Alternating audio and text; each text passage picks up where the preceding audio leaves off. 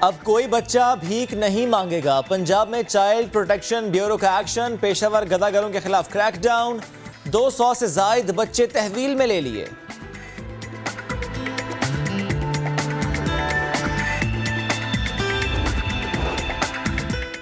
ذرا نم ہو تو یہ مٹی بڑی زرخیز ہے ساقی، پاکستان کے لیے بڑا اعزاز، منیبہ گل کرمنالوجی میں ایم فل کرنے والی پہلی پاکستانی خاتون بنی، سماجی سائنسدان ہوں گی آج نیا دن کی مہمان۔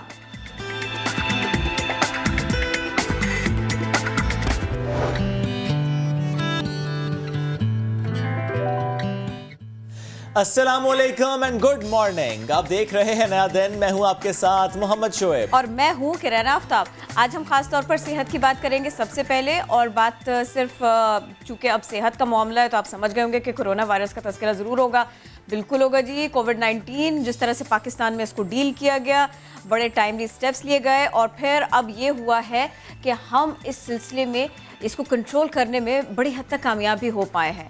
آنے والے دنوں کے لیے ہم کتنے محتاط ہیں، ہم دنیا سے سیکھ کر آگے بڑھ رہے ہیں اور دنیا کو سکھانے کے لیے پوری طرح سے تیار ہیں یا نہیں؟ کیونکہ ہمارے یہاں کچھ یوں ہوا کہ جب کرونا نے دنیا بھر کی اکانومیز کو مفلوج کر کے رکھ دیا، پاکستان میں بھی کرونا پہنچا، لیکن اللہ کا کرم ہوا، کچھ جیسے کہ میں نے پہلے بھی کہا کہ کچھ سٹیپس ایسے رہے شاید، اور کتنا اس معاملے میں کچھ اللہ کا کرم ہے تو قدرتی عوامل کس قدر رہے کہ ہم بچ پائے کرونا سے، ہم لڑ پا رہے ہیں کرونا سے، ہم اس سب کے اوپر بات کریں گے۔ اور اچھا، اس کے علاوہ یہ بھی ہوگا، زلزلہ نہیں آیا، میرے ہاتھ سے کچھ چھوٹ گیا ہے، سوری۔ تو اس کے علاوہ ہم یہ بات بھی کریں گے کہ آخر جو ہمارے اتنے عرصے سے کچھ مسائل ہیں، جیسے کہ پولیو ہے، جیسے چھوٹے چھوٹے بچوں کی ویکسینیشن ہے، جیسے کچھ انفراسٹرکچر بن جائے لیکن ہاسپٹل آپریشنل نہ ہو پائے، یہ والے معاملات ہیں، ہم اس کے اوپر بھی بات کریں گے۔ اس کے اوپر بھی بات کریں گے، ہیلتھ فیسلٹیز میں جتنی انویسٹمنٹ ہم نے کی ہے اور ابھی بھی جو سپیس باقی ہے اس میں ہم کیا کر رہے ہیں، اس سے متعلق بات کریں گے۔ وزیراعظم کے معاون خصوصی ڈاکٹر فیصل سلطان صاحب آج ہمارے مہمان ہیں۔ اسپیشل اسسٹنٹ پرائم منسٹر بننے کے بعد آج پہلی بار کسی ٹی وی شو میں شرکت کریں۔ سر گڈ مارننگ کہیں گے آپ کو، کیسے ہیں آپ؟ السلام علیکم جی، بہت شکریہ، تھینک یو۔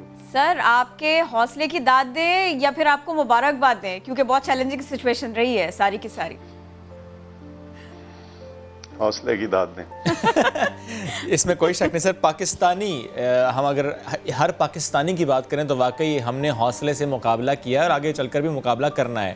سر میں چاہ رہا ہوں کہ سٹارٹ میں آپ کی رائے لینا چاہتا ہوں اس سے متعلق کہ پاکستان میں ان ایکچوئل ہوا کیا ہے کرونا سے متعلق، کیونکہ ظاہر ہے بہت سے اور ممالک ایون اس خطے میں، ایون ہمارے پڑوسی ممالک میں کہ جہاں کے ڈائنامکس اتنے مختلف نہیں ہیں، وہاں پر کرونا زیادہ تیزی سے پھیلا، وہاں پر زیادہ نقصان پہنچایا، لیکن پاکستان میں سچویشن خاصی ڈیفرنٹ رہی، جو تخمینے تھے، جو اندازے تھے، وہ غلط ثابت ہوئے، الحمدللہ سر۔ لیکن اب تک کی ریسرچ، سٹڈیز، آبزرویشن کیا رہی ہے ہماری کہ ایکچوئل میں ہوا کیا؟ شکریہ جی۔ سب سے پہلے جیسے آپ نے کہا، شکر اللہ کا کہ یہ ہے ایسے۔ اس کی وجوہات بہت ساری ہو سکتی ہیں، کچھ ہمیں معلوم اور کچھ ایسی ہیں جو ابھی بھی نامعلوم ہوں، ٹھیک، لیکن چند چیزیں جو ہیں وہ بڑی واضح ہیں۔ ایک تو یہ کہ کچھ تدبیر تو انسان نے کرنی ہوتی ہے اور کچھ تدابیر ایسی کی گئیں جو میں سمجھتا ہوں کہ پاکستان میں بہتر سچویشن تک پہنچنے میں مددگار ثابت ہوں۔ سب سے پہلے تو یہ تھا کہ ایک جو ہمارے ہاں کوآرڈینیشن اور کوآپریشن اور ایک دوسرے سے رابطہ رکھ کے اور اعداد و شمار کی روشنی میں فیصلے کیے گئے NCOC میں سمجھتا ہوں وہ ایک بہت اہم جز رہا ہے۔ بات یہ ہے کہ بیماری تو یہ ایک چیلنج ہے، یہ وبا ایک چیلنج ہے، دنیا کے ہر ملک میں ہی ہے، لیکن جو بڑے ممالک ہیں جن کی جو پاپولیشن ہے زیادہ ہے اور جو پھیلے ہوئے ملک ہیں، ان میں اکثر اوقات یہ چیلنج زیادہ بڑھ کے سامنے آیا ہے اور آ سکتا ہے۔ پاکستان بھی ایسے ممالک میں شامل ہے، ہماری 200 ملین سے زیادہ پاپولیشن ہے، اور دوسرا یہ ہے کہ بڑا ملک ہے، اور اس کے علاوہ ہمارا فیڈریٹڈ سٹرکچر ہے۔ اس کا مطلب ہے کہ ہمارے بہت سارے جو کام ہیں وہ ڈیوالوڈ ہیں پروونسز کو۔ تو ایسی صورتحال میں ایک جگہ یکجا کر کے جو فیصلہ سازی ہے اس کو کرنا، اور اس کی جو بیسس ہے، اس فیصلہ سازی کا جو سارا پروسیس ہے، اس کے پیچھے جو منطق ہے، جو اعداد و شمار ہیں، اسٹیٹسٹکس ہیں، ان کو مد نظر رکھنا، یہ میں سمجھتا ہوں کہ ایک بہت اہم حصہ تھا۔ پھر ہمارے لوگوں نے بھی کوآپریٹ کیا، ایک سٹیج کے اوپر اسکول بند ہوئے مارچ کے وسط میں، پھر اس کے بعد لاک ڈاؤن کا چند ہفتے تھے جس میں کئی دفعہ لوگ کہتے ہیں جی ہم نئی بات مانتے ہیں، ہمارے لوگ یہ کہتے ہیں وہ کہتے ہیں، لیکن سچ میں بہت حد تک اس میں پیروی ہوئی، لوگوں نے کوآپریٹ بھی کیا، گھروں میں بھی رہے، اور اس میں جو بھی ٹیسٹنگ کی گئی اس سے یہ معلوم ہوا کہ کافی حد تک اس میں لوگوں کی موومنٹ میں کمی آئی۔ پھر تو اس میں جو اس چیز کو ہائی لائٹ کرنا ہے وہ یہ ہے کہ عوام کی کوآپریشن بھی اس میں شامل رہی، اور جہاں ہم نے کچھ ایکشنز کیے، کام کیے، تو ہمیں اس کا کچھ صلہ بھی ملا۔ ہم نے کانٹیکٹ ٹریسنگ شروع کی، ماسکس کا بہتر استعمال شروع کیا، تو ان ساری چیزوں میں پھر اسمارٹ لاک ڈاؤنز ہوئے، تو ان ساری چیزوں کے تھوڑے اثرات آتے رہے، اور یہ ساری چیزیں مل جل کر انہوں نے مدد کی اور اس سر وبا کی کہیں پر آپ لوگوں نے ایسا بھی آبزرو کیا، وہ بارڈر سیل کرنے سے لے کے کانٹیکٹ ٹریسنگ تک، لوگوں کو ماسک پہننے پر آمادہ کرنے تک، لوگوں نے از خود بھی یہ کیا کہ ان لوگوں اپنے کاروبار بند کیے، اپنی دکانیں بند کی، اپنا کام سے تھوڑا سا ریلکٹنٹ ہو کے گھر سے کام کرنے کو پریفر کیا، سکولز بند ہوئے سر۔ پھر اس کے بعد میں کیا ایسا بھی ہوا کسی موقع پر کہ جب آپ لوگ اوپن کرنے جا رہے تھے، جب آپ نے کہا کہ نہیں ہم کسی کو بھوکا مرتے نہیں رہنے دے سکتے، گھر کا چولہا جلانے کے لیے گھر سے نکلنا ضروری ہے لوگوں کا، سر وہ ایک مرحلہ ایسا تھا کہ اس میں لوگ بھی پریشان تھے، یہ انڈرسٹینڈ بھی کر رہے تھے کہ ابھی بھی خدشات موجود ہیں، اور خوفزدہ بھی تھے کہ اب کورونا پھیلے گا، سر وہ ڈیسیجن لینا کتنا مشکل رہا، اور پھر اس کے بعد میں کچھ کانسیکوینسز کہیں نہ کہیں تو ہم نے اس کے جھیلے بھی۔ بالکل، آپ نے بہت اچھی طرح سے اس سارے مرحلے کو، اس ڈیلیما کو ڈسکرائب کیا۔ ہوا یہی کہ ایک دفعہ تو بند کرنا چلیں ایک طرح سے آسان ڈیسیجن ہے، لیکن جب یہ واضح ہو گیا، اور ہماری لیڈرشپ کو پاکستان میں اور عمومی طور پہ ہم سب کو یہ معلوم تھا کہ یہ بہت عرصے تک اس قسم کا ریسٹرکشنز جو ہیں، جس کو لاک ڈاؤن کا لوگ لفظ دے رہے تھے، نام دے رہے تھے، یہ بہت زیادہ عرصے تک سسٹین نہیں ہو سکتا، تو ہمیں کوئی راستہ ڈھونڈنا تھا کہ ہم بیماری کے پھیلاؤ کو بھی روکیں اور اپنی زندگی کو اور اپنے کاروبار اور اپنے ملک کے نظام کو بھی چلائیں۔ تو یہ فیصلہ بالکل مشکل تھا، لیکن اس میں جو بیسک اسٹریٹجی تھی، جو ویژن تھی، وہ بالکل کلیئر تھی کہ ہم نے دونوں چیزوں کو مینٹین کرنا ہے اور اس کے درمیان ایک راستہ ڈھونڈنا ہے۔ اور میں سمجھتا ہوں کہ جو ساری ایفرٹ رہی، ساری محنت رہی، وہ ان دونوں چیزوں کو بیلنس کرنے اور اس کے درمیان راستہ ڈھونڈنے میں رہی۔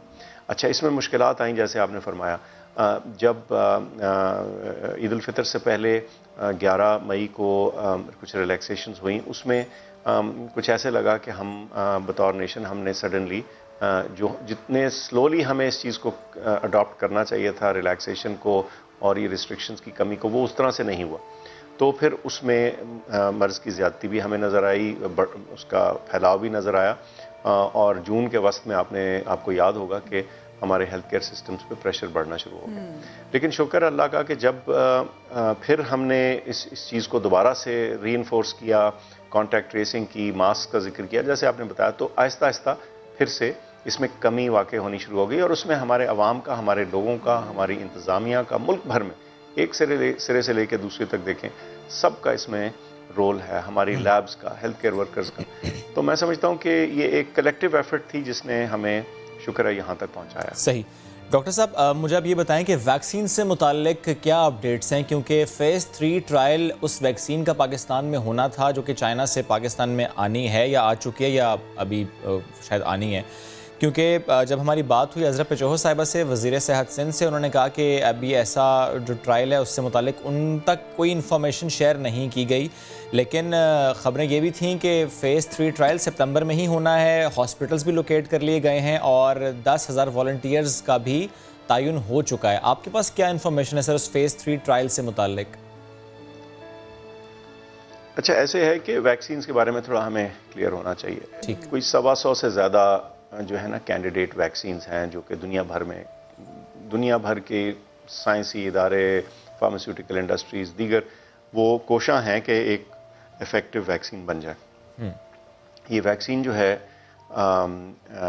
اس کی کوشش میں پھر یہ دیکھنا ہوتا ہے کہ کون سے وہ کینڈیڈیٹ ویکسینز ہیں جو زیادہ افیکٹو ثابت ہو رہی ہیں، جن کے بارے میں جو انفارمیشن آ رہی ہے وہ کچھ पॉजिटिव है। ठीक। तो ऐसी 6-7 ऐसी दवाइयाँ हैं, वैक्सीन्स हैं जो मौजूद हैं, जिनका के ताल्लुक़ है मुख्तलिफ़ ममालिक से और मुख्तलिफ़ टेक्निक से, जो हो सकता है कि कारआमद साबित हो। अच्छा, अब ये फ़ैसला करने के लिए कि हमने इस चीज़ को कैसे सॉर्ट आउट करना है, हमने एक वैक्सीन का जो एडवाइजरी ग्रुप था, एक्सपर्ट ग्रुप, उसको वो बनाया और उन्होंने तमाम जो कैंडिडेट वैक्सीन्स हैं उनको स्टडी करने के बाद रेकमेंड किया कि ये चंद वैक्सीन्स हैं जिसके ऊपर हमें फोकस और नज़र रखनी चाहिए। फिर उसके बाद एक हमारा स्ट्रेटेजिक ग्रुप उसके अलावा है वैक्सीन्स के बारे में, जिन्होंने उन रिकमेंडेशन को देखकर फर्दर फैसला करना है, और ये जल्द आपको सामने आ जाएगी बात कि वो कौन सी वैक्सीन्स हैं जिस पे पाकिस्तान को इन्वेस्ट करने की या जिसके ऊपर अपनी रिजर्वेशन करने की ज़रूरत है या उनको रिजर्व। नहीं सर, मैं स्पेशली पूछना चाह रहा था जो चाइनीज़ वैक्सीन जिससे मुतालिक कहा गया था कि ड्रैप का अप्रूवल मिलेगा, वज़ीर-ए-आज़म साहब को भी समरी भेजी गई है उसके फ़ेज़ 3 ट्रायल इन पाकिस्तान से मुतालिक। जी हाँ, तो वो इसी तरह मैं वही उसी की बात कर रहा था कि जो वैक्सीन्स इस्तेमाल होनी है, ज़रूरी नहीं कि सिर्फ पाकिस्तान में ट्रायल के बाद ही अप्रूव हो, आपको उनकी जो ग्लोबल एफिकेसी है, दुनिया भर में जो उनकी एदाद शुमार और डेटा है, उसके बेसिस पे फैसला होगा। पाकिस्तान के अंदर भी जो वैक्सीन ट्रायल है वो अप्रूव हो चुका है, और इसकी जो डिटेल्स और ये इसमें कितनी एनरोलमेंट हुई है ये भी हम आपसे शेयर कर देंगे। लेकिन याद रखिए कि ये ट्रायल्स थोड़ा सा स्लो प्रोसेस होता है।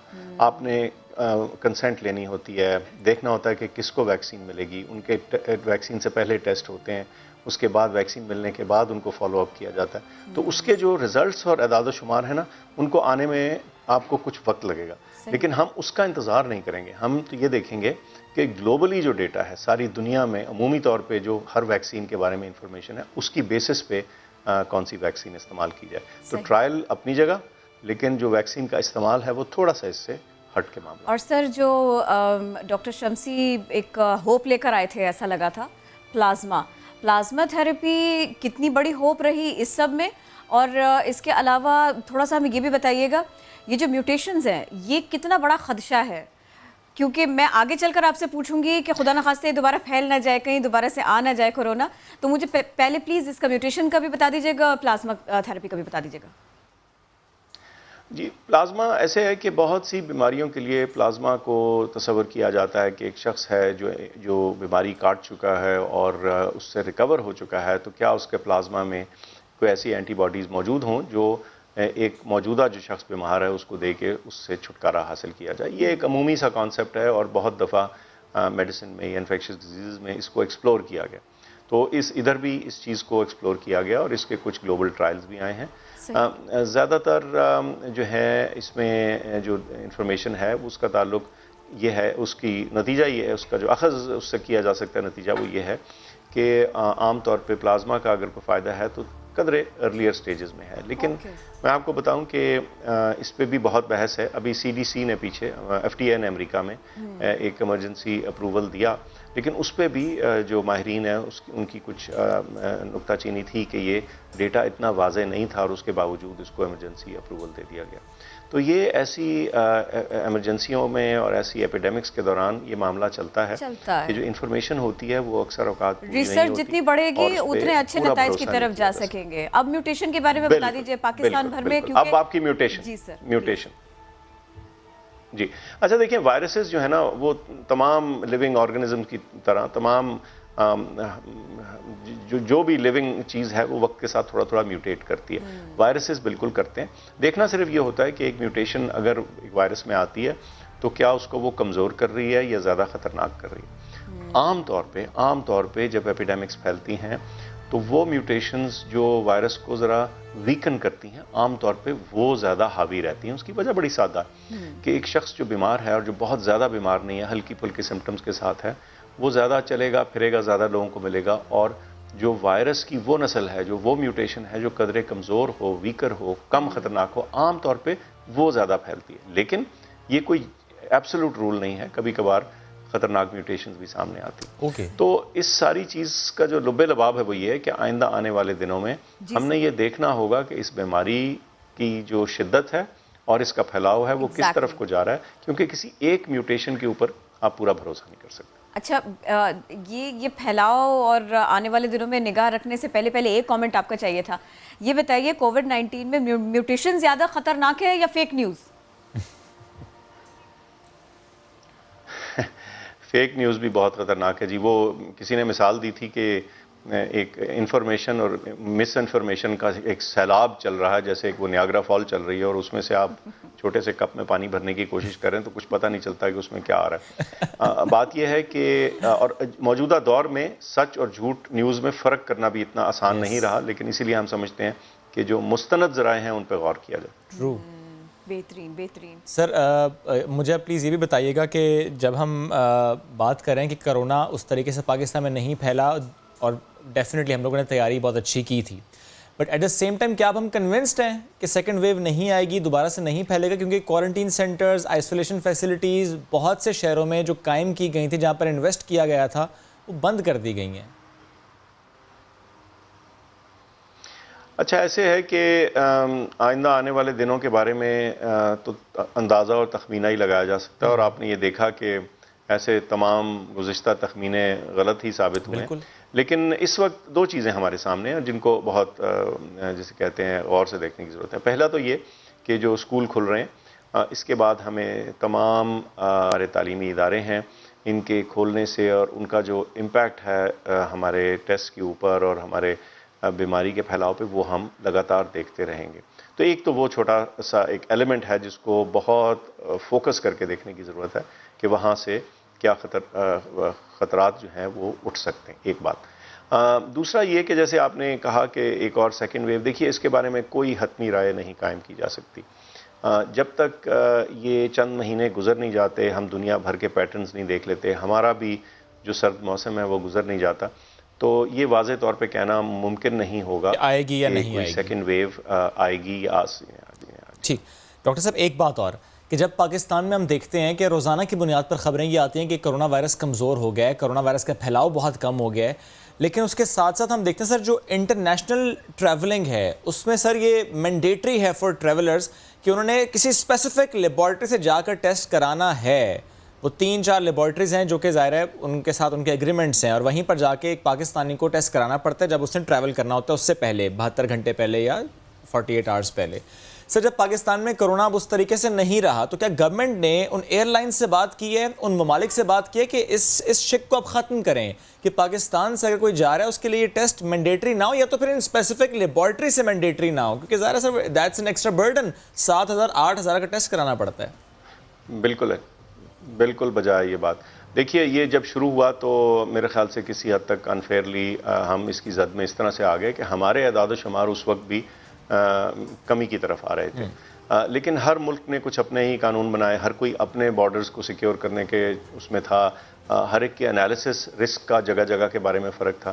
تو یہ وہ سچویشن ہو گئی کہ جتنے منہ اتنی باتیں. 200 ملکن دنیا میں تو 200 ہی پالیسیز تھیں، اور پھر جو ایئر لائنز جا رہی تھی لوگوں کو، ان کے لیے بھی ڈیلیما یہ تھا کہ کچھ تو ایئر لائن اپنی پالیسی استعمال کری تھی، لیکن چونکہ وہ مریض کہہ رہا ہوں جو ہمارے پیسنجر ہیں وہ ایک جگہ سے دوسری جگہ جا رہے تھے، تو ان کے اوپر بھی یہ بوجھ اور دباؤ تھا کہ انہوں نے جو ریسیونگ کنٹری ہے اس کے قانون بھی فالو کرنے تھے. تو یہ کوئی آسان نہیں تھا. تو ہوا یہ کہ انہوں نے کہا جی آپ ٹیسٹ کروانے شروع کریں، اور پھر انہوں نے اپنی بھروسے کی خاطر چند لیبز کے ساتھ وہ بھی کر لیا کانٹریکٹ. میں سمجھتا ہوں کہ یہ جو پرائسنگ وغیرہ یہ تبھی زیادہ کمپیریٹیو ہوتی ہے جب صرف چند لیبارٹری سے ذرا بڑھ کے کچھ بات ہو، زیادہ ہو تو کمپٹیشن ہوتا ہے اور ٹیسٹ کی قیمت بھی گر سکتی ہے. ہم نے اس معاملے میں کچھ گفتگو بھی کی ہے، کچھ دیگر ممالک سے ہم رابطے میں بھی ہیں، اور آہستہ آہستہ جیسے یہ دوسرے ملکوں کو واضح ہو ہمارے ہاں بیماری کا پھیلاؤ کم ہے، میں سمجھتا ہوں کہ اس میں بھی کچھ بہتری آ جائے گی. لیکن اس میں وقت لگے گا کیونکہ جو یہ تمام ایئر لائنز ہیں انہوں نے اپنے قوانین، اپنے ملک کے قوانین اور ان ملکوں میں جہاں آپ کے پیسنجر جا رہے ہیں ان قوانین کو بھی دیکھنا ہے. تو اتنا آسان نہیں ہے ان کے اوپر یہ فورس کرنا. سر اچھا ایک بات اور بتائیے گا، اب تو دیکھیے بہت سارے معاملات میں کافی کلیئرٹی بھی آ گئی، لیکن ابھی بھی یہ خدشات ہیں کیونکہ یہ کہا جا رہا تھا کہ سرد ممالک میں زیادہ پھیلتا ہے، تو شاید یہ تھوڑا سا سردی سے بھی ریلیٹڈ ہے، شاید یہ پھیل سکتا ہے. ظاہر سردی ہوگی، کولڈ ہوگا، کف ہوگا، کھانسی، چھینکیں، اس سب کے ساتھ ساتھ اب لوگوں کو لگتا ہے ایسا کہ شاید جب سردی ہوگی تو ایک سیکنڈ ویو آئے گی، وہ شدید ہو سکتی ہے. تو اب تو ہم بالکل یوں سمجھیے کہ سردی کے بالکل قریب ہی ہیں. تو اب بتائیے کیا ہمیں واقعی زیادہ احتیاط کرنی پڑے گی؟ کیا یہ وائرس واقعی زیادہ حملہ آور ہوگا؟ پلیز ہمارے دیکھنے والوں کو تھوڑا سا سمجھائیے. بہت اچھا آپ نے کہا. میں سمجھتا ہوں کہ اس پہ واضح تو ہم کچھ نہیں کہہ سکتے، لیکن یہ بات تو ہے کہ جو ریسپریٹری وائرسز ہیں، جو سانس کی یا ریسپریٹری انفیکشنز کے ذریعے پھیلتے ہیں، وہ ریسپریٹری انفیکشنز کا باعث بنتے ہیں. یہ وہ تمام وائرسز یا انفیکشنز ہیں جو سردیوں میں بڑھتی ہیں. اب کیا اس بات کا، اس رول کا اطلاق کورونا پہ بھی ہوگا، یہ آئندہ آنے والے دن ہی بتائیں گے. لیکن کیسے کہتے ہیں کہ احتیاط جو ہے وہ باہر کیف بہتر ہے. صحیح. وہ پریونشن کسی بھی قسم کے کیور سے 100 گنا بہتر ہوتی ہے. تو احتیاط جاری رکھنی چاہیے، خاص طور پہ جو ہی سرد مہینے آتے ہیں. صحیح. سر جب احتیاط کی بات ہے تو بچے اس طریقے سے احتیاط نہیں کر پاتے، بڑے تو سن لیتے ہیں، احتیاط بھی کر لیتے ہیں. اب ظاہر ہے سکولز کھل رہے ہیں ابھی اسٹارٹنگ فرام 9th 10th، لیکن اس کے بعد جب چھوٹی کلاسز کے اسٹوڈنٹس جائیں گے وہ اس طرح کی احتیاط نہیں کر پائیں گے. کوشش تو ضرور کی جائے گی، پیرنٹس بھی سکھائیں گے، بتائیں گے، اسکول ٹیچرز، سٹاف وہ بھی انہیں بتائے گا. بٹ سٹل سر خدشہ تو ہے کہ پھر سے پھیل سکتا ہے، بچے کیریئر ہو سکتے ہیں، بچے وائرس گھر لے جا سکتے ہیں. سر گورنمنٹ نے اس سے متعلق کچھ سوچا ہے کہ اگر ایسا ہوتا ہے، فار ایگزامپل 1 کیس آتا ہے، 2 کیسز آتے ہیں، 4 کیسز آتے ہیں، تو سکولز کو بند کیا جائے گا یا دوبارہ سے ہم لاک ڈاؤن کی طرف بڑھیں گے؟ ایگزیکٹلی کچھ سوچا گیا اس سے متعلق؟ جی بالکل، بڑی واضح اس پہ انالیسس بھی ہوئی ہے اور اس پہ واضح ہدایات بھی دی گئی ہیں. پہلی تو بات یہ ہے کہ جو بہت چھوٹے بچے ہیں عام طور پہ ان کو وائرس تو وہ کیری کر رہے ہوتے ہیں، لیکن جتنا بھی اسٹیٹسٹیکل انالیسس کیا گیا خاص طور پہ ان ممالک میں جنہوں نے اپنے پرائمری اسکول کھولے، تو یہ بات واضح ہے کہ چھوٹے بچے جی پرائمری اسکول کے بچے عام طور پہ پھیلاؤ کا باعث کم بنتے ہیں. یہ کاؤنٹر انٹیوٹیو سی بات ہے. ایسے سوچنے کو تو لگتا ہے کہ اگر وہ چھینک رہے ہیں اور کھانس رہے ہیں یا بیمار ہیں تو وہ دوسروں کو پھیلائیں گے یہ مرض. لیکن جو بھی اعداد و شمار ان ملکوں سے اکٹھے کیے گئے ہیں جہاں یہ اسکول کھلے ہیں، تو عام طور پہ چھوٹے بچے اس خطرے کا باعث نسبتاً کم ہوتے ہیں. اچھا، اب رہا سوال کہ اگر جب اسکول کھلتے ہیں تو اگر کوئی کیسز آتے ہیں تو کیا ہوگا. جیسے میں نے پہلے عرض کی، ہمارا سارا موقف ہی یہ رہا ہے کہ ہم نے اپنی جو فیصلہ سازی ہے وہ اعداد و شمار کے بیسس پہ کی ہے. تو اگر اور اس کے بارے میں بھی ہم نے بڑی clear guide lines national guide lines میں لکھ دی ہیں کہ اگر ایک بچہ ایک کلاس میں ہوتا ہے تو وہ کلاس صرف جو ہے اس کو چھٹی دے دی جائے گی 5 دن کے لیے. اور اگر 1 سے زیادہ کلاسوں میں کیسز ہوتے ہیں 2 یا 3، تو پھر اس اسکول کو تقریباً 5-6 دن کے لیے بند کیا جا سکتا ہے. لیکن یہ سارے انالیسس اور ریاکشن وقت کے ساتھ ساتھ ہمیں دیکھنے ہوں گے، کیونکہ جہاں بھی کہیں اسکول کھلے ہیں یہ بالکل ہوا ہے کہ کھلنے کے بعد کسی جگہ یا کسی اسکول یا کسی علاقے میں پھیلا ہے. اچھا سر، دیکھیے ایک طرف تو کووڈ کا چیلنج ہے، اسی سارے چیلنج کے درمیان آپ آئے اور آپ نے آ کے اب یہ منصب بھی سنبھالا ہے. لیکن کچھ چیلنجز ہمارے ایسے ہیں کہ جو مسلسل چلے آ رہے ہیں. تو میں یہ چاہ رہی تھی کہ ہم ان کے اوپر بات کر لیں. جیسے کہ سر پولیو ہے، پولیو دنیا سے ختم ہو رہا ہے اور ہم اپنے بچوں کا مستقبل ختم کیے دے رہے ہیں. ہم ابھی تک بہت سارے ایسے بھی لوگ ہیں ہمارے درمیان جو سمجھ نہیں پائے ہیں کہ اس کا تدارک ایسے ہی ممکن ہے کہ ہم یہ بالکل تھوڑے سے چھوٹے سے بچے کو ڈراپس دینے ہوتے ہیں، دیٹس اٹ. بچہ بچ جاتا ہے، مستقبل اس کا بچ جاتا ہے. سر ہم اس وقت کہاں کھڑے ہیں کہ ہم آنے والے 5 سالوں کے لیے کانفیڈنٹ ہو سکتے ہیں، یہ کہہ سکتے ہیں کہ بالکل پولیو بالکل پاکستان سے صاف ہو جائے گا، ہمارے بچوں کا مستقبل روشن ہوگا، بنا کسی پرابلم کے ہوگا؟ جی بالکل، آپ نے صحیح بات کہی. اب مسئلہ یہ ہے کہ ہم ان 2 ممالک میں دنیا بھر میں رہ گئے ہیں جہاں پولیو کے کیسز ابھی باقی ہیں، اور اس معاملے میں دنیا کی نظریں بھی ہم پہ مرکوز ہیں، اور ہم خود بھی اس بات کا احساس بھی رکھتے ہیں اور سمجھ بھی رکھتے ہیں کہ یہ اب ایسا چیلنج ہے جس کو اب ختم کر کے چھوڑنا ہے. Exactly. تو اس میں 2 چیزیں ہیں جی. ایک تو یہ پولیو کو ختم کرنے کے لیے بہت اہم چیز یہ ہے کہ جو ہمارا مین امیونائزیشن کا پروگرام ہے وہ زیادہ افیکٹو ہو.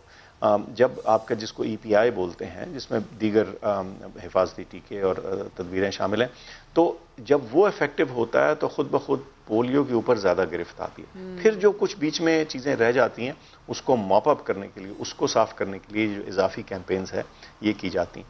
یہ دونوں بہت سیریس طریقے سے کرنے کی ضرورت ہے، اور میں کچھ تھوڑا سا ذاتی طور پہ اس کو पर्सनल तवज्जो और अटेंशन भी दे रहा हूँ, और इसमें हम कुछ बेहतर कोऑर्डिनेशन करके समझते हैं कि अगर हमने उसी तंदही और उसी कन्विक्शन और फॉलो अप और जिसे कहते हैं ना एक्सेलेंस के साथ इसको टैकल करने की कोशिश की जैसे कोरोना में की है, तो जैसे वहाँ अल्लाह ताला ने सक्सेस दी है इंशाल्लाह, मैं समझता हूँ कि यहाँ भी आपको सक्सेस नजर आएगी। लेकिन इसके ऊपर हमारी कलेक्टिव एफर्ट की ज़रूरत है, उसके बिना काम और हमारे लोगों से लेके और हमारे हेल्थ सिस्टम्स और हमारे जो लीडर्स और प्लानर्स हैं सबको हमें इसमें शामिल होना पड़ेगा। लेकिन मैं समझता हूँ कि अगर हमने ये किया तो इंशाल्लाह 2021 में हम बेहतर सिचुएशन इंशाल्लाह। सर मुझे बिल्कुल जल्दी से ये भी बता दीजिएगा, हॉस्पिटल बन गया, ऑपरेशनल नहीं हो रहा, हॉस्पिटल का इंफ्रास्ट्रक्चर पूरा खड़ा है, वहाँ पर स्टाफ कम है, अभी भी हम इस किस्म के हालात में है, सबसे ज़्यादा आबादी है सूबा पंजाब में, वहाँ पर ऐसी सिचुएशन का होना, हमारे पास आज भी ऐसी ख़बरें हैं, आज भी ऐसे डाटा है। सर इस सब को कितनी जल्दी हम ओवरकम कर पाएंगे?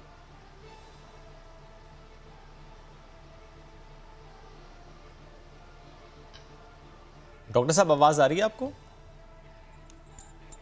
लाइन ड्रॉप हो गई है। हम हेल्थ फैसिलिटीज़ से मुतालिक भी मज़ीद बात करना चाह रहे थे, बट एनीवेज़ जितनी गुफ्तगू रही उससे हमने ये समझा भी कि अब पाकिस्तान तैयार था, पाकिस्तान तैयार है, और हम अच्छी उम्मीद पहले भी लगाए हुए थे, आज भी लगाए रखते हैं कि पाकिस्तान में कोरोना उस तरीके से दोबारा नहीं फैलेगा। एनीवेज़ ना सिर्फ कोरोना बल्कि जैसा कि पोलियो की बात करें, मैं तो आगे चल के टाइफाइड की बात भी करना चाहता हूँ, बिकॉज टाइफाइड वैक्सीन पूरे पाकिस्तान में वो भी दोबारा से अब लगनी चाहिए। कोई बात नहीं चलिए हम ये नहीं भूलते कि हमें फ़ौरन से आगे बढ़ना है। मॉस्को में शंघाई ताउन तंजीम के वज़राए ख़ारजा काउंसिल के इजलास के मौके पर वज़ीर ख़ारजा शाह महमूद कुरैशी की ताजिकिस्तान के वज़ीर ख़ारजा सिराजुद्दीन के साथ मुलाकात हुई है, जिसमें दो तरफ़ा ताल्लुकात, ख़ित्ते की सूरत हाल समेत अहम इलाकाई और आलमी अमूर पर तबादला ख़याल किया गया है। इसी पर मज़ीद बात करेंगे। मॉस्को से हमें ज्वाइन करें वज़ीर ख़ारजा शाह महमूद कुरैशी साहब। शाह साहब बहुत शुक्रिया सर। कल तो कुछ पॉइंटर्स आपने शेयर किए थे, और ज़ाहिर है उससे पहले भी हम यही बात करते आते हैं कि साइड लाइन मुलाकातें बहुत अहम रहती हैं, दो मुल्कों के दरमियान ताल्लुकात के नए रास्ते नज़र आते हैं। थोड़ा सा बताएंगे सर, कल की मुलाकात कितनी खुशगवार थी, किन शोबों में ताउन के फ़रोग़ पर बात हुई है, कितने अच्छे ताल्लुकात होंगे, इकोनॉमिक टाइज़ कितनी अच्छी होंगी? देखिए कल की दो नशिस्तें थी और अहम नशिस्तें थी। एक नशिस्त थी जिसमें सब एससीओ के वज़राए ख़ारजा मौजूद थे, और जिससे मुखातिब से सदर प्यूटिन ने अपने खिताब में एससीओ की अहमियत को उजागर किया और किस तरह इस फोरम को हम इस्तेमाल कर सकते हैं अपनी सोशो इकोनॉमिक डेवलपमेंट के लिए और अपनी रीजनल कनेक्टिविटी को बढ़ाने के लिए। किस तरह इस दुनिया में जिसका रुझान यूनिलैटरलिज्म की तरफ जा रहा है, हम मल्टीलैटरलिज्म को किस तरह प्रमोट कर सकते हैं, और हमने यूएन का जो सेंट्रल रोल है उसको अहमियत कैसे देनी है। तो एक तो उनका खिताब था। उसके बाद मेरी ताजिकिस्तान के वज़ीर ख़ारजा से जो मुलाकात हुई, बहुत अच्छी नशिस्त हुई, और उस पर जो ताजिकिस्तान और पाकिस्तान के मुस्तक़बिल के जो हमारी कोऑपरेशन के इम्कानात हैं मुख्तलिफ फील्ड्स में, उस पर तबादला ख्याल हुआ। और उसमें रुकावटें क्या हैं, मिसाल के तौर पर जो कनेक्टिविटी का चैलेंज है उसको हमने किस तरह उस पर हमने गलबा पाना है, और किस तरह हमने QTTA को अमली शक्ल देकर ये जो रोड कनेक्शंस है उनको बहाल करना है, ताकि हम अपनी तिजारत को फरोग दे सके और हमारी आमदोरफ्त में आसानी पैदा हो सके। तो अच्छी नशिस्त हुई। और एडवांटेज ऐसे फोरम्स का, जैसे आप कह रहे थे, ये है कि मुझे आज इस फोरम के बाद मौका मिलेगा दो तरफा ताल्लुकात को फरोग देने का। रूस के साथ, रूस के वजीर खारजा के साथ उनके फॉरेन ऑफिस में मेरी मीटिंग तय हो चुकी है। मुझे फिर मौका मिलेगा 21 अगस्त के बाद चीन के वजीर खारजा से मिलने का, तबादला ख्याल का। आपके इल्म में है कि चीन की जो वजीर अपना दिफा से, उनकी अभी हिंदुस्तान के अपने काउंटर पार्ट से तबादला ख्याल भी हुआ है, और चीन के वजीर खारजा भी मिल रहे हैं जयशंकर से। तो वो मुझे ब्रीफ करेंगे कि उनकी गुफ्तगू में क्या हुआ, तो मैं जो ताज़ा सूरत हाल है उससे आगाह हो जाऊंगा। और इसके साथ साथ किर्गिस्तान के वज़ीर ख़ारजा से मुलाकात होगी और बहुत से और इम्कानात भी मौजूद हैं। शाह साहब, दो तरफ़ा ताल्लुकात और फिर उसके बाद में चीन और भारत की बात, ये फरमाइएगा भारत जो कुछ कर रहा है इस खत्ते में, शाह साहब आपका फोकस इसके ऊपर भी होगा कि थोड़ी सी तवज्जो इसके ऊपर भी हो, दीगर ममालिक की, इस फोरम को भी आप इसके लिए इस्तेमाल करें? देखिए, ये जो फोरम है इसमें आप बायलैटरल इश्यूज तो नहीं उठाते, क्योंकि ये तो इसकी नौयत कुछ मुख्तलिफ है। लेकिन जब आपको साइड लाइन्स पे मुलाकातों का मौका मिलता है तो उस पे आप आपकी जो इश्यूज हैं रीजनल सिक्योरिटी के, स्टेबिलिटी के, उनको उठाने का इम्कान मिल जाता है। और फिर एक और इम्पोर्टेंट इसकी अहमियत इस फोरम की ये भी है कि ये जितने ममालिक यहाँ इकट्ठे हैं ये सब वो ममालिक हैं जिनकी अफगानिस्तान के साथ गहरे तारीखी मरासिम भी हैं और इनका इंटरेस्ट भी है। तो अफगानिस्तान का जो पीस प्रोसेस है वो आगे बढ़ रहा है, तो उस पर भी उनसे मजीद तबादला ख्याल का मौका मिलेगा। शाह साहब, न सिर्फ ये कि अमन के लिए पाकिस्तान मुतहर्रिक है मुसलसल, दूसरे ये कि इन ममालिक के साथ में बैठना, इनसे बात करना, ये पाकिस्तान के लिए कितना मुफीद हो सकता है, किन किन शोबों में हो सकता है, बातचीत हो और मुख्तलिफ मौज़ूआत पर हो। शाह साहब, ये सब बहुत इंपॉर्टेंट होता है। ये इम्पोर्टेंट है। जैसे जैसे आप देख रहे हैं कि चीन की इकोनॉमिक जो इन्फ्लुएंस है वो बढ़ रहा है और आप देख रहे हैं कि उसकी अहमियत बढ़ रही है, वैसे वैसे एससीओ की अहमियत भी बढ़नी है। और ख्याल ये है सबका, ये फोरम जो कि आगाज तो हो गया, इसका एक स्लो स्टार्ट था, लेकिन आने वाले दिनों में इसकी अहमियत से कोई इनकार नहीं कर सकता। पाकिस्तान के लिए बड़ी अपॉर्चुनिटी है कि ये ममालिक जो हैं, सेंट्रल एशियन रिपब्लिक्स हैं, अफगानिस्तान है और दीगर, हमारे पास नई मंडियां हैं, हमारे पास नई अपॉर्चुनिटीज की तलाश करने के इम्कानात मौजूद हैं। और फिर इनके साथ हमारे बड़े अच्छे तारीखी ताल्लुकात भी हैं, हमारे साथ इनके साथ डिफेंस कोऑपरेशन के भी अच्छे इम्कानात मौजूद हैं। तो ये एक ऐसा एरिया है, हम इसको जितना प्रोब करें, हम इससे जितना अपने राब्ते बढ़ाएं, उतने पाकिस्तान के फवायद निकल सकते हैं। बेशक। शाह साहब, बेहद शुक्रिया, साथ मौजूद थे आप और शंघाई ताउन तज़रीए ख़ारजा के फ़ोरम से मुताल्लिक़ साइड लाइन जो मुलाकातें हैं उनसे मुताल्लिक़ हमसे गुफ्तगू कर रहे थे। ब्रेक लेते हैं, वापस आते हैं। Stay with us.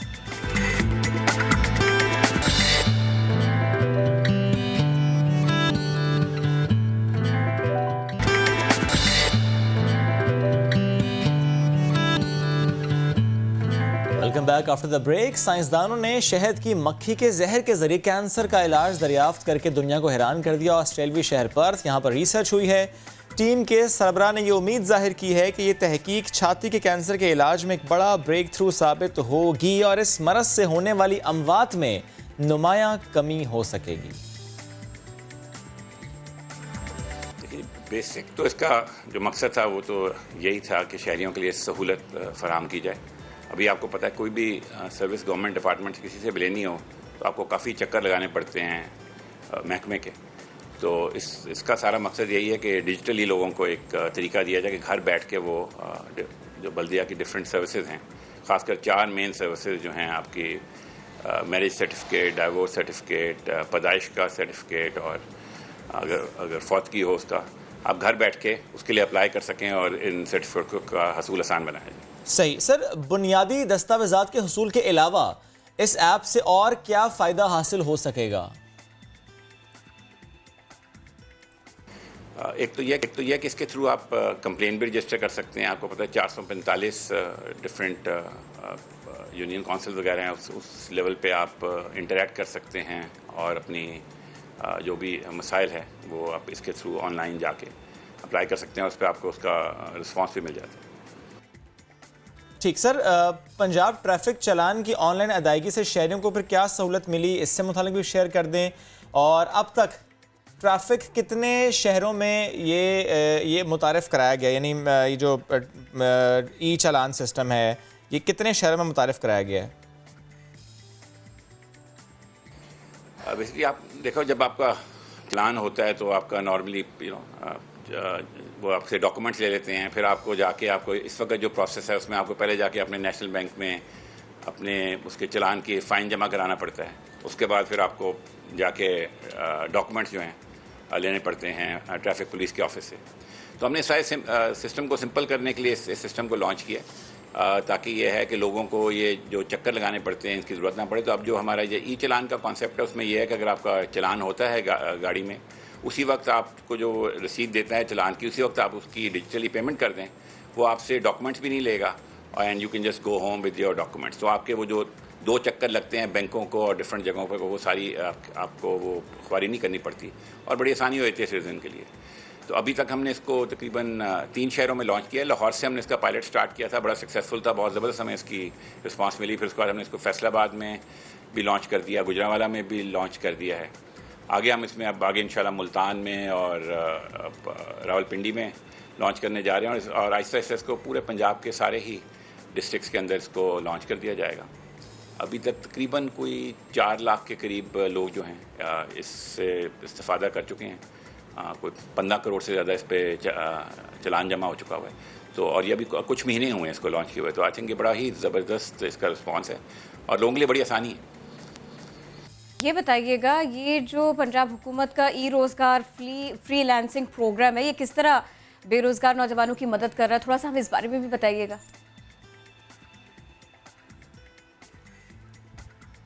یہ بڑا اچھا زبردست پروگرام ہے. بیکاز آپ کو پتا ہوگا پاکستان اس وقت فری لانسنگ میں دنیا میں نمبر 4 پہ ہے، ٹھیک ہے، وچ از ویری کمینڈیبل. اور اس کے اندر یہ ہے کہ یہ بہت بڑی مارکیٹ ہے فری لانسنگ کی. It's more than $1 trillion gig economy ہے. تو ہم اس پروگرام کے تھرو ہم آن لائن بچوں کی ہم نے سینٹرز بنائے ہوئے ہیں جس میں ہم بچوں کی ٹریننگ کرتے ہیں. ڈفرینٹ 2 اور 3 ہمارے ڈفرینٹ کورسز ہیں اور ساتھ ان کو ہم یہ بھی ٹریننگ کرتے ہیں کہ آپ نے یہ جو انٹرنیشنل پروجیکٹس وغیرہ ان کے لیے کس طرح بڈنگ کرنی ہے.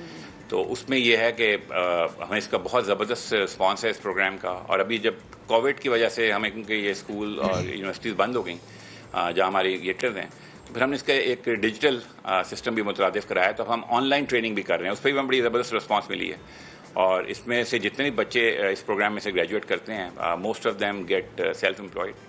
اور ابھی تک کوئی 35-40 کروڑ کے قریب وہ جو بچے جو ہیں خود ریونیو جنریٹ کر چکے ہیں ڈفرینٹ پروجیکٹس بڈ کر کے. اور کچھ بچے تو ایسے بھی ہیں ماشاءاللہ جنہوں نے اپنی چھوٹی چھوٹی کمپنیز بنا لی ہیں کہ وہ آہستہ آہستہ بڑھتے جا رہے ہیں. ان کے ساتھ 3-4 بچے شامل ہو گئے، پھر چھوٹی چھوٹی کمپنیز بنا لی ہیں. ماشاءاللہ اس کا بڑا رسپانس ہے. اور سب سے بڑی بات یہ اس میں 50% سے زیادہ پارٹیسپیشن رائٹ.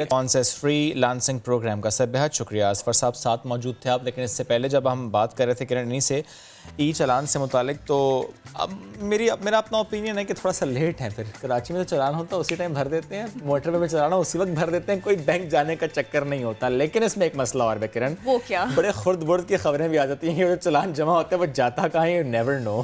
بھئی یہ تو اگر آپ صرف کراچی کے پرسپیکٹو میں بات کریں تو یہاں تو رقوم یوں جمع کروائی جاتی ہیں، آن لائن بھی جمع کروا دی جاتی ہیں، وہ لگتی کہاں ہے؟ You never know. بہرحال جو پتہ ہے وہ کیا ہے، وہ یہ کہ ہم بہت ٹیلنٹڈ نیشن ہے. اور میں ایسا کیوں کہہ رہی ہوں، ہم آگے بڑھنے کی کچھ روشن مثالیں قائم کرتے جا رہے ہیں. میں اس کا تذکرہ اب آپ کے سامنے رکھنے جا رہی ہوں. ایک شخصیت کے بارے میں آپ کو بتا رہی ہوں. اب میں کراچی سے آپ کا تعلق ہے. منیبہ گل کرمنالوجی میں ایم فل کیا اور اس سلسلے میں آپ بنی ہیں پہلی پاکستانی خاتون. سما کو آپ نے خصوصی انٹرویو دیا. منیبہ گل نے جرائم کی دنیا میں مؤثر قانون سازی نہ کرنے کا شکوہ کیا. انہوں نے کہا ان کا آبزرویشن یہ ہے کہ قانون سازی مؤثر نہیں ہو رہی، امپلیمنٹیشن نہیں ہو پا رہا، یہ سارے کے سارے مسائل ہیں. اب پرابلم یہ ہے کہ ایک جانب تو نومولود بچوں کا قتل یہ بڑھتا چلا جا رہا ہے، کاروکاری ہے، نوجوانوں میں نشے کی علت تھی، اس میں آئس بھی آ گیا، یہ نوجوانوں کو جلدی موت کے قریب، مزید ڈیمیج کے قریب لے کے جا رہا ہے. منیبہ نے سوشل سائنٹسٹ بن کر اس ملک کی خدمت کریں گی ایسے عزم کا اظہار کیا ہے. منیبہ کی شخصیت، وہ اب تک کتنا کام کر چکی، وہ اب کیا سوچ رکھتی ہیں، وہ اب پاکستان کی سوسائٹی کو بنانے کے لیے کیا کچھ کریں گی. مدثر نذیر ان کے پاس گئے، ان سے ملے اور کتنی عمدہ گفتگو رہی، کتنا کچھ آپ سیکھ سکتے ہیں. آئیے ہم اور آپ مل کر دیکھتے ہیں. کرمنالوجسٹ میں جینڈر نہیں ہوتا. کرمنالوجسٹ مرد اور عورت کی تقسیم سے بالاتر ہے.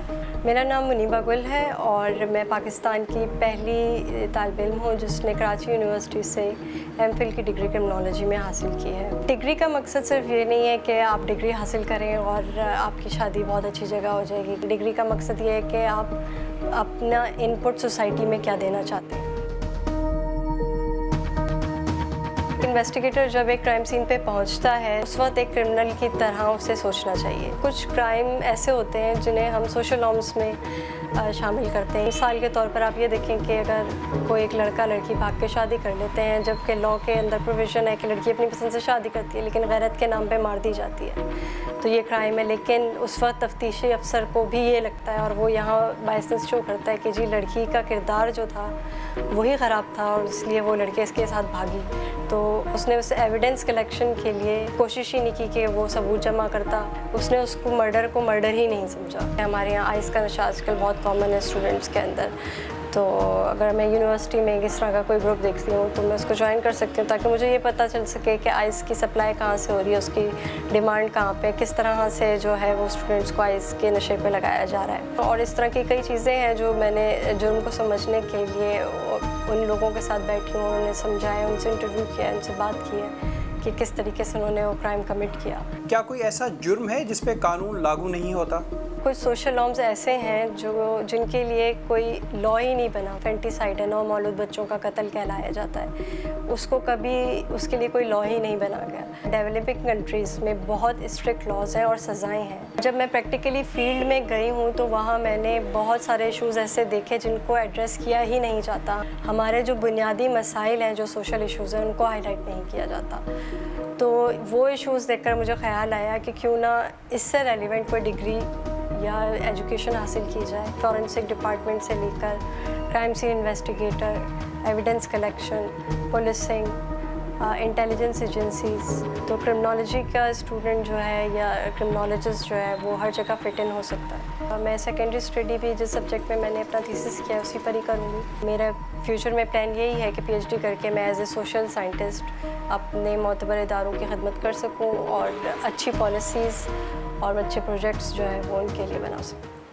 بہت زبردست انٹرویو, اور واقعی یہ جو قانون سازی والا ایک ایلیمنٹ ہے نا, اس پر کام ہونا چاہیے اور بہت زیادہ دھیان اس پر ہونا چاہیے. اور میں اس پہ فوکس کیوں کروں, یہ آگے چل کر ہم بات کریں گے کہ کچھ بل ہیں جو پیش ہو جاتے ہیں لیکن اس کے بعد وہ بل کہاں جاتے ہیں. یہ زینب الرٹ بل کی بھی میں بات کر لیتا ہوں کیونکہ اس میں بھی بہت تاخیر ہوئی تھی. اب جب پبلک ہینگنگ کا ایک بل پیش ہوا ہے اور اس کے بعد وہ ابھی پتہ نہیں اس پر بحث بھی نہیں ہو رہی, وہ کب قانون بنے گا یو نیور نو. بڑھتے ہیں آگے کیونکہ اس پر ہم نے آگے چل کر بات کرنی ہے. خیرپور سے خبر آ رہی ہے, سیلاب متاثرین کی کشتی دریائے سندھ میں الٹ گئی ہے. یہ حادثہ رپورٹ ہوا ہے جس میں 25 افراد ڈوب گئے ہیں, 18 کو بچا لیا گیا ہے. 2 بچوں کی لاشیں ملی ہیں. حادثے سے قبل کی فوٹیج سامنے آ گئی ہے جس میں لوگوں کو چھلانگیں لگاتے دیکھا جا سکتا ہے. اسی پر بات کریں گے. شفیق شر نے ہمیں جوائن کیا ہے. جی شفیق, کیا ڈیٹیلز ہیں آپ کے پاس؟ جی بالکل, یہ خیرپور میں پیرگوٹ کے کچے میں برادری جتوئی کے تھانے کی حدود موڑ جبر کے مقام پر کشتی دریائے سندھ میں جب الٹ گئی ہے. ہمیں سما ٹی وی کی اسکرین پر جو ہے اپنے ناظرین کو دکھا رہے ہیں کہ دریا سے جو ہے ڈوبنے کے پہلے کی والی فوٹیج اور جو کہ ڈوب رہی ہے وہ والی فوٹیج دکھا رہے ہیں کہ جس میں لوگ اپنے پیاروں کو مدد کے لیے پکار رہے ہیں, دریا میں چھلانگ لگا رہے ہیں. 7 بچے بھی جو ہے کہ وہ بھی مکمل طور پر ڈوب گئے ہیں جن کی تلاش جو ہے تاحال جاری ہے. 25 افراد کشتی میں سوار تھے جو مدد کے لیے کنارے پہ موجود لوگوں کو پکار رہے تھے, بلا رہے تھے, لیکن جو ہے کشتی پہ پانی بھر جانے کی وجہ سے جو ہے کشتی ڈوب گئی اور جو ہے کہ کشتی الٹنے سے پہلے بھی لوگ دریا میں چھلانگ لگا کر اپنی جان بچانے کی کوشش کر رہے ہیں. 18 افراد کو زندہ نکال لیا گیا ہے جن میں خواتین بھی شامل ہیں. باقی 2 بچوں کی لاشیں برآمد ہوئی ہیں, 5 بچوں کی جو ہے کہ تلاش کی جا رہی ہے. جی شفیق, آپ ہمیں اپڈیٹ کریں. ساتھ ہم جس طرح فوٹیج میں بھی دیکھ سکتے ہیں کہ چھلانگیں لگا رہے ہیں وہ لوگ, کیونکہ ظاہر ہے ان کو معلوم ہو گیا. بالکل کچھ ہی دیر پہلے, حادثے سے ذرا پہلے کی یہ فوٹیج ہے. جب کشتی ڈول گئی لوگوں کو اندازہ ہو گیا کہ اب تو ہم حادثے سے 2-4 ہو ہی گئے, اب تو جان پر بن ہی آئی ہے. پھر لوگوں نے اس کشتی سے چھلانگ لگائی, لیکن اس سب کے نتیجے میں ہوا کیا, 25 افراد ڈوبے ہیں. یہ خیرپور کی فوٹیج ہے, یہ خیرپور کی ویڈیو ہے جو ہم آپ کو دکھا رہے ہیں. ڈوبنے والوں میں 12 خواتین اور 8 بچے شامل ہیں. 18 अफराद को बचाया भी गया, लेकिन अफसोस की बात यह है कि 7 बच्चे डूब गए इस हादसे के नतीजे में। और हमने फुटेज ब्लर की क्योंकि वो जो विजुअल था वो बहुत डिस्टर्बिंग था। ये तो हमने खैरपुर की बात की है, बढ़ते हैं आगे, लेकिन आगे बढ़ने से पहले हमें एक ब्रेक लेनी है। ब्रेक लेते हैं, वापस आते हैं स्टे विद अस।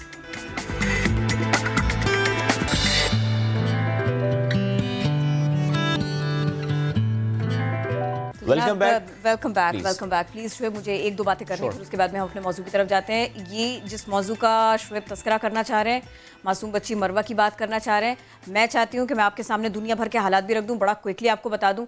सारी दुनिया में हम ये देख रहे हैं कि जुल्म के ज़्यादती के वाक़यात बढ़ते चले जा रहे हैं। हम अपने पड़ोसी मुल्क में देखते हैं, वहाँ 3 साल की बच्ची भी ज़्यादती का शिकार हुई है। जब वहाँ के NGO से बात करो तो वहाँ 1 माह की बच्ची के साथ भी जुल्म हो चुका। और अफसोसनाक हद तक बढ़ते वाक़यात का हाल ये है, हशर ये है, 80 साल की खातून का रेप हो जाता है। उनकी बूढ़ी झुर्रियों ज़्यादा हड्डियां, हाथ, उसके ऊपर भी करने वाले को जुल्म, रहम ना आया। ये पड़ोस में हो गया। हम अपने देश में वापस आते हैं, हम यहाँ की बात भी करते हैं।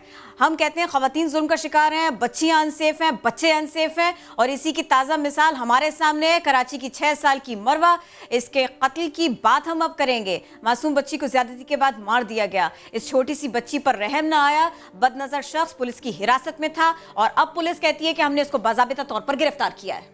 नवाज, जिसको बाज़ाब्ता गिरफ्तार कर लिया गया है, PIB ईसा नगरी के इलाके की हस्ती मुस्कुराती नन्ही परी, इसको अगवा किया गया, ज़्यादती हुई, कत्ल की गई। दरिंदा कोई और नहीं था बल्कि उसका पड़ोसी था, यानी वो बच्ची उसको पहचानती थी। क्योंकि अक्सर हम ये बात करते हैं जब ऐसे वाक़यात होते हैं ज़्यादती के बाद उस बच्ची को इसीलिए मार दिया जाता है क्योंकि वह बच्चा पहचानता है कि उसके साथ ये जुल्म कौन कर रहा है।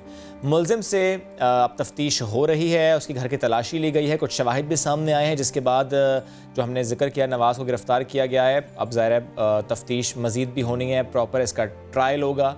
मरवा के दुखी बाप ने कातिल को निशाने इबरत बनाने का मुतालबा कर दिया है। अफसोसनाक वाक़े के बाद मरवा के घर सियासी रहनुमाओं की आमद का सिलसिला भी जारी है। गुज़श्ता रोज़ गवर्नर सिंध इमरान इस्माइल साहब और MNA आमिर लियाकत हुसैन साहब भी ताज़ियत के लिए वहाँ पर पहुँचे थे। अफसोसनाक वाक़या है। अब इसके बाद क्या हुकूमत कर सकती है? कौन से ऐसे कानून हैं जो लाए जा सकते हैं, जिसकी इम्प्लीमेंटेशन हो सकती है कि फिर से ऐसे वाक़यात ना हो? क्योंकि इंटरनेशनल रिसर्च है कि अगर एक मुजरिम को सज़ा होती है तो 8 ऐसे अफराद तौबा कर लेते हैं, फिर वो उस गुनाह की तरफ नहीं बढ़ते। MNA आमिर लियाकत हुसैन साहब साथ मौजूद हैं। आमिर भाई शुक्रिया आपके वक्त का। आप कल भी वहाँ पर गए, ताज़ियत के लिए गए। मुझे आपसे जानना है आमिर भाई कि एक वाक़या हुआ था जिसने पूरी दुनिया को झंझोड़ा था, वो ज़ैनब का वाक़या था। उसके बाद ज़ैनब अलर्ट बिल पेश होता है, लेकिन बड़ी ताख़ीर से वो बिल, उस पर डिस्कशन होना, फिर वो कानून बनना, उसके बाद वो एप्लीकेशन का आना, और अभी भी लोगों को मालूम नहीं है कि जब बच्चा खो जाए तो फ़ौरन से ज़ैनब अलर्ट बिल पर रिपोर्ट करना है। अब जिस तरह आपने भी मुतालबा किया है निशाने इबरत बनाने का, आपने भी मुतालबा किया है कि ऐसा कानून होना चाहिए और ऐसा कानून लेकर आ रही है आपकी हुकूमत कि सरेआम फांसी हो, प्लीज़ शेयर कीजिएगा। इससे मुताल्लिक इमरान खान साहब से भी आपकी बात हुई होगी, इससे मुताल्लिक आप लोगों की डिस्कशन हुई होगी। बहुत बहुत शुक्रिया शुएब और किरण। देखिए, पहली बात तो ये कि हुकूमत तो अभी नहीं कुछ लेकर आ रही। ठीक, ये मैं ही कानून लाने की कोशिश कर रहा हूँ और इसका बिल मैं पेश करने के लिए जा रहा हूँ। ओके।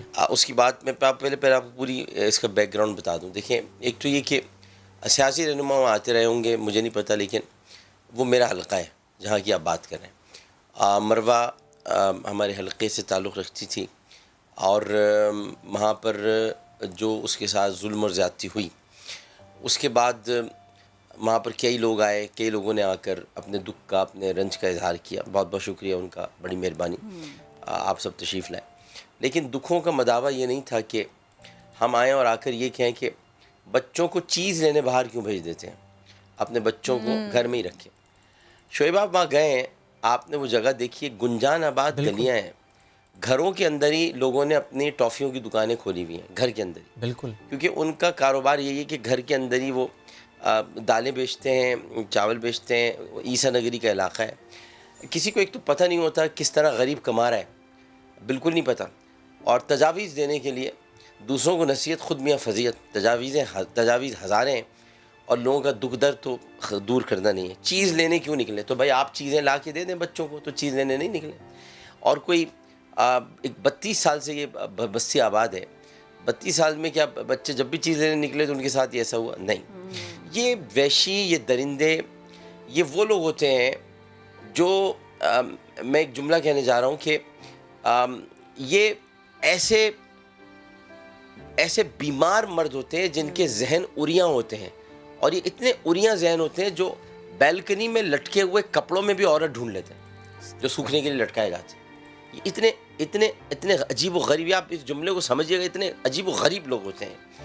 اور یہ ایک بیماری ہے یہ. اب ایسی بیماری کو آپ اس کا علاج کیا کریں گے؟